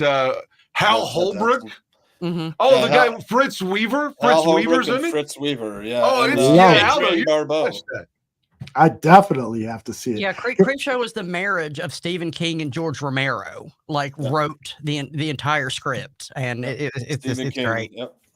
I love Nikki's encyclopedic knowledge of horror. I told you, horror movies are my thing. Yeah, I never watched part 3. She told me it's sucked. horrible. I didn't. It's horrible. Adrienne Barbeau's in it. Yeah, she's so fine. Adrienne Barbeau's got the last one, The Box. She's the last one's the Roaches. Oh, the Roaches. Yeah. Adrienne Barbeau's breast. It's called They're Creeping Up on You. Yeah, they're creeping. That's with E.G. Marshall, I think was the. Yeah. But what about Adrienne? He's like a Howard Hughes. Adrienne Barbeau's rack is amazing. Yeah, her titties were incredible. Now she was with John Carpenter back then when they broke up. Like it hurt her career after that, which is not fair. No way, yeah, but yeah, she's talk about teenage masturbation and Adrienne Barbeau. I volunteer because man, she was married to John Carpenter. Yeah, that's what I just said. Yeah. She showed her tits in that Swamp Thing movie. Yeah. She was in The Fog. John Carpenter's The She was in The Fog. From, New York, yeah, too, right? she was in Escape from New York. Yeah. New York, yeah. And her voice is actually in John Carpenter's The Thing. A lot of people don't know this, but the computer that Kurt Russell was playing chess with at the beginning, that's Adrienne Barbeau's voice. She was so sexy. Her character is annoying in Creepshow, though. She's like, just call me Billy.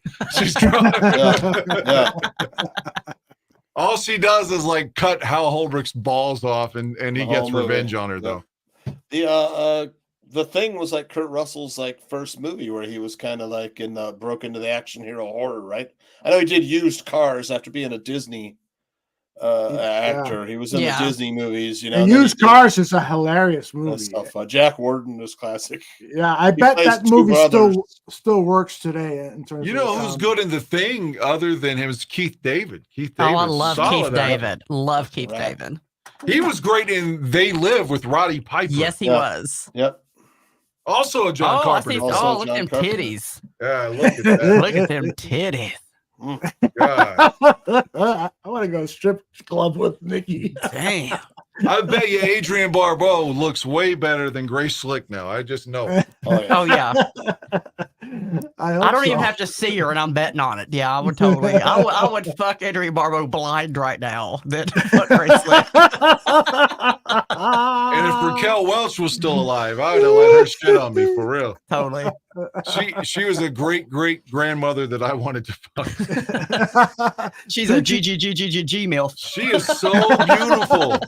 So beautiful. Tooch, did you have a teenage wet dream? Oh, plenty. With anyone? Is that the Stephen King, The Mist? Were there 2 Mist movies? No, just one. There was he made one, and it was directed by Frank Darabont. Frank Darabont, The Walking Dead. Yeah, and there was also there was a second version that was released very briefly, but it was in black and white because Frank Darabont actually wanted The Mist to be in black and white. He filmed it in black and white because it was an homage to 50s horror movies. I didn't know that. But the studio was like, no, you can't do that. It's not going to make any money. We have to put it in color. So like he did release, I think on special on DVD, the black and white version. Wow. Yeah, the ending was pretty crazy. It was different than the book. It is like devastating. Yeah, devastating ending. Devastating. Very courageous of a filmmaker to end a movie that way, because that's usually box office poison. But I thought it was just beautifully handled. The music, the cinematography, the shock of it. It was really well done. Yeah, I loved it. Yeah, me too. I got to agree with your right here. You guys ever seen Big Trouble in Little China with Kurt Russell? Yep. I saw that in like 88 or something, and I thought it was okay. I haven't watched it Does that since. Kim Cattrall in it? Concept's crazy. Yeah, I think it's Kim Cattrall. Yeah. Yeah. Yeah, Kim Cattrall. Yeah, it's been a while. I was a kid last time I watched it. I've seen it. The whole concept's crazy as hell. Yeah. I saw it when it was released, and then my daughter and I saw it when she was like, I thought, ready to watch a movie like that. She and I screened it together, and she still to this day talks about it. She's got the T-shirt and the whole thing. It's a pretty cool movie. He's wearing those like leather skin lace-up Indian boots the whole movie. Yeah, exactly. It's hilarious. Exactly. He's walking around for a couple of scenes with lipstick smeared on his face after Kim Cattrall kisses him. It's funny stuff, and hilarious. Nowadays, the special effects are all hilarious, but they they work within the context of the movie, which is a very kind of corny action supernatural film. I hate to admit this, but as a kid, I mean, I still like. I like it. It's a guilty pleasure. I loved that film with Kurt and Goldie Hawn called Overboard when I was a kid. It is cute. That's a cute movie. I love it too. Oh, really? Good. It is. Good. It's a cute movie. Chevy Scanners, Chase, great Goldie film. Hawn, Scanners too. a great film. Yeah, seems like old times. Yeah, Chevy. That was. And love Goldie it. Hawn. Yeah, that was great. That's my favorite like Chevy film, other than Caddyshack, or maybe the first National Lampoon's Vacation, the first one. That's it. What about that one movie he did with William Friedkin was dreadful. Which From one is that? '83 with Chevy. Oh my God, it's like one of the worst films I've ever seen. I don't remember that film. Invisible Man. No, that's Memoirs of an Invisible Man. Memoirs of an Invisible Man. Yeah, he did it with Friedkin. Like I said, it's got to be Friedkin's worst film. Let me just Chevy Chase, huh? Yeah. What's the hold movie on. about? He's Deal of the Century. Yeah, God, that was so fucking bad. Yeah, that's right. And you got Gregory Hines and Sigourney Weaver in it. Good actors, but terrible film. Yeah, Just great terrible. director too. Yeah, Chicago terrible film though. Awful. If you've never seen that, you should see it because it's that bad. You're like, wow, it couldn't be that bad. I know. I used to have a friend who told me I like to see terrible movies because then I can think about, as a filmmaker, what would I have done to make the film better? And I go, yeah, but sometimes that's a really difficult exercise to go through, sitting through a bad movie and just, through the lens of how to make it better, because it's a fucking bad movie. You can't get away from that fact. Yeah, that was bad. That was that. I'm looking at some of the reviews. I'm trying to find a funny one, but they're just all dreadful. So we'll skip that. It was a shitty movie. What about Mr. Mayhem saying Soldier with Kurt Russell is a good action movie? I didn't see that. No, I never saw it.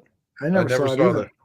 I have an underrated Kurt Russell film, a horror movie, since it's Halloween. I don't know if it's really underrated. A lot of people haven't seen it. It's from 2015. It's called Bone Tomahawk. Yeah, I never saw it. Starring Never Kurt heard of it. Russell. It's a Western horror movie. Yeah, I talked about this one before, Aldo. You got to see it. Yeah, it's got Patrick Wilson and great cast. Matthew Fox. That Jenkins guy. What's his Richard name? Jenkins. Richard Jenkins. Yeah, he's Love great. him. Love yeah, him. he's great. Yeah. Yeah, That's that's the same had a director great that cast. did Brawl in Cell Block 99, which I love with Vince Vaughn. If you guys haven't seen that, it's classic. You got to see that. Dan, you have to see that one. That's It's cool. like- I like Vince. I like Vince a lot. Brawl in Cell Block 99. It's great. It's like an awesome B movie. It's just like the dialogue is classic. Just like Bone Tomahawk has great dialogue. I forget the does. director's name that. Yeah, I forget it did too, but Bone it was Tomahawk. He's got great dialogues, like Tarantino style. Very. Dialogue. it's really underrated. Bone Tomahawk's classic. I need to see this. It sounds Yeah, please really- watch that, and we will talk about It's it. on, 'Cause love it. It's on, what is that one? Yeah. He looks like a dead president there, like William Van Buren He or did this something. around. He did Well, this it's after, a Hateful western. Eight. It takes place like in the 1800s. Yeah. So Yep. That's a great shot of him. I'm trying No, to. don't give it away like what it is. The secret. No. I was just trying to look up the director. Let's see, IMDb cast and crew. Like The Curtis director Chris is or something. S. Craig S. Zauer. Craig, yeah, S. Craig Zoller. yeah. famous for Brawl and Cell Block 99. Brawl and Cell Block 99. It's killer. It's got Don Johnson and what's that? Vince Vaughn. Vince Vaughn's the star. He's like a gang member who's put into jail. He's got to like fight his way out and stuff. Is that got to be a young Vince Vaughn, huh? No, it's recent. Yeah. Oh, okay. Yeah, he's an ex-fighter. You know, he's in jail. There's a sub conversation going on about Steven Seagal, and I have to comment. There was one Steven Seagal movie that I really liked, and it was Hard to Kill. Yeah, good one. Doesn't he live in Russia now, Steven Seagal?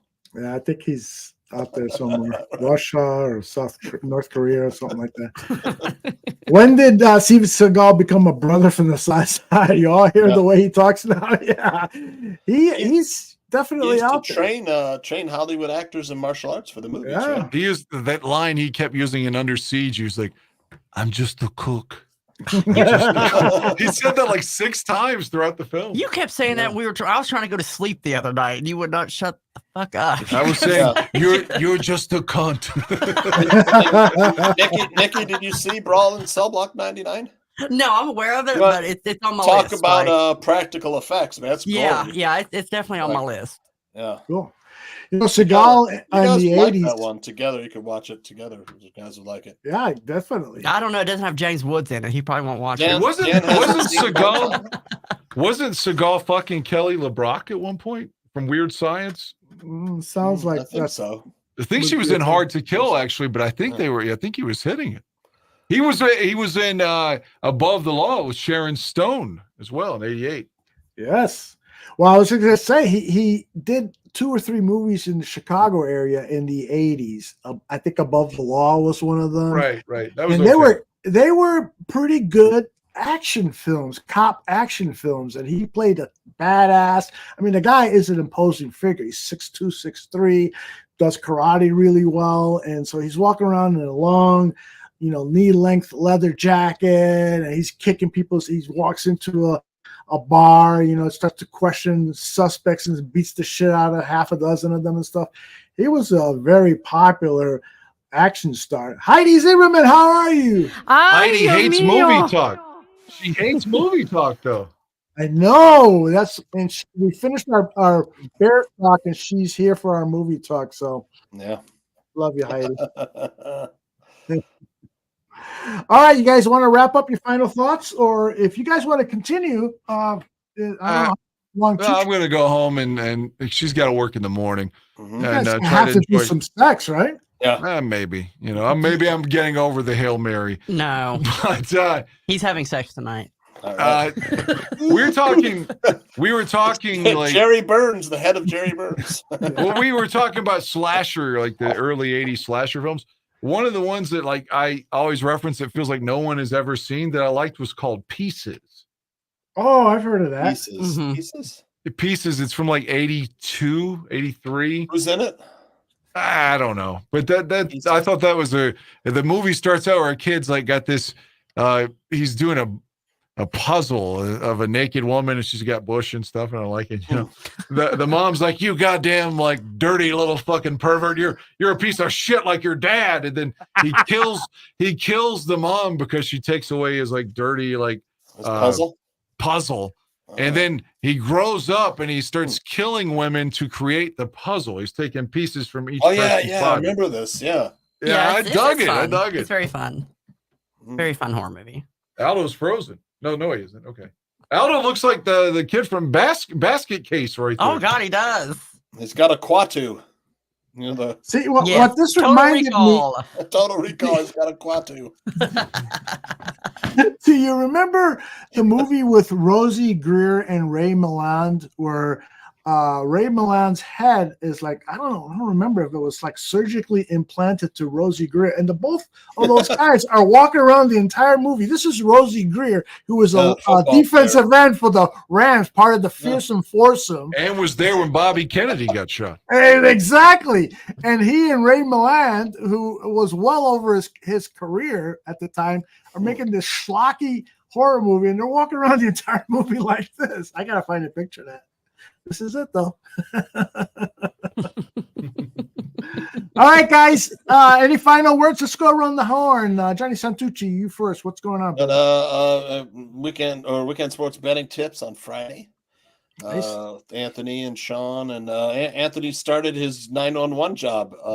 Dan, Oh, good luck for him. He said he got to hear a call where somebody stole his cousin's prosthetic leg in Florida.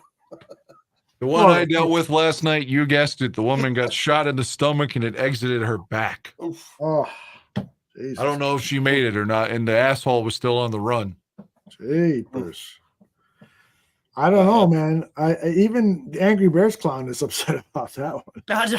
And on that note, happy Halloween, everyone. Yep, happy birthday, Dan Aguirre, right now. Yep. And Tooch happy birthday. Tooch, we will also catch you on Barfly Tailgate Show Sunday morning, right? Sunday and fantasy football. I'm everywhere. So people are getting sick of me, I'm sure. I have been for several years now, but that's no way. No way. No, I love the Tooch. He knows that. Dan Aguirre, final words, you and Nikki, please. Please, we have to beat Arizona. Please. Gotta win these next two. Yeah, but specifically, it starts one game at a time. Yes, with Arizona. If you lose, you're 4-4, and you're for all intents and purposes, you're probably done. Mm-hmm. Yeah, I agree. And Nikki, Silence of the Lambs. I like the Manhunter, Mindhunter, whatever that one from Manhunter. The one with Peterson from To Live and Die in L.A. I thought that was a superior movie. I thought so too, Dan. Yeah. The Silence of the Lambs is more popular. Tom Noonan was the bad guy, right? Tom Noonan. Yeah. Yes. Peterson is so underrated. His intensity. He really is. Oh yeah, he's great, excellent actor. Yeah, God damn, that guy's good.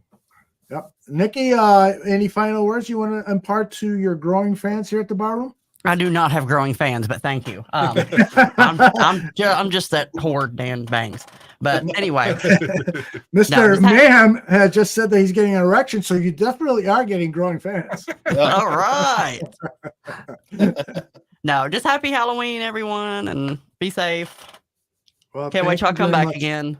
I can't wait either. You should be a regular on the show. I think we can make that happen if you are up for it. Because Tooch frankly bores me half the time. That dick can't bore anybody. Cliff says, Nikki, you're doing great. So we love you, Nikki. Hey, look at Cliff spelling it correctly. Too. I know. I'm touched. Yep, and I gotta change that graphic to put your name up there. You don't have a Twitter account, right, Nikki? No. Are you on any social media? I'm on Facebook. Okay, well, we won't take that away. Yeah, I can't. Yeah, I like I meet these young kids at work and stuff like that, and they're like 16. They're like, oh, they're like, do you have Instagram? And I'm like, well, no. Or TikTok. Yeah, like, well, I tried to download Instagram, and it said, take your old ass to MySpace. So I love it. I don't have that. Heidi wants to come back on the show, Aldo. Yes, absolutely. Heidi, you want to come on next week? We'll talk offline about it. I love Heidi. I love it. Yeah, that sounds fun. Heidi should be on here. That sounds fun. Yes, I'd love to have Heidi and Nikki talk about professional football players' butts. Yeah. Okay, I'm down. Frankly, I want to talk about all right. With that, we'll let you know that we'll be back here. When's the next live show? I don't think we have a live show tomorrow, but on Friday, it's the Willis Twin Towers. Yep. And then you can catch all of our shows on demand. We just did a tribute to Terry Garr. What do you guys think about the passing of Terry Garr? Good, beautiful woman, good actress. She was so cute. Yeah. Mike North and Joe Mandel just did a 30-minute tribute to her that you can find on our YouTube archives, and all of our Bears programming is available on YouTube and also wherever you get your audio podcasts. All you got to do is search for the Barroom Network. And one final word here. Okay, guys and girls, if you like what you see, give us a like, press the bell, and subscribe. Thank you, sweetie pies. Nikki, too skinny, right? Nah, I did that. I did that. See, at my age, I need more meat, in case I miss. In case you miss. God. I don't know. I have no idea what I mean. I think you need new glasses, not a new dick. All right, for the Tooch, for Dan Aguirre, for Nikki, for the Angry Bears Clown, and everyone else here at the bar room. Hope you had a good time. We'll see you next time we're live. Bye-bye. All right.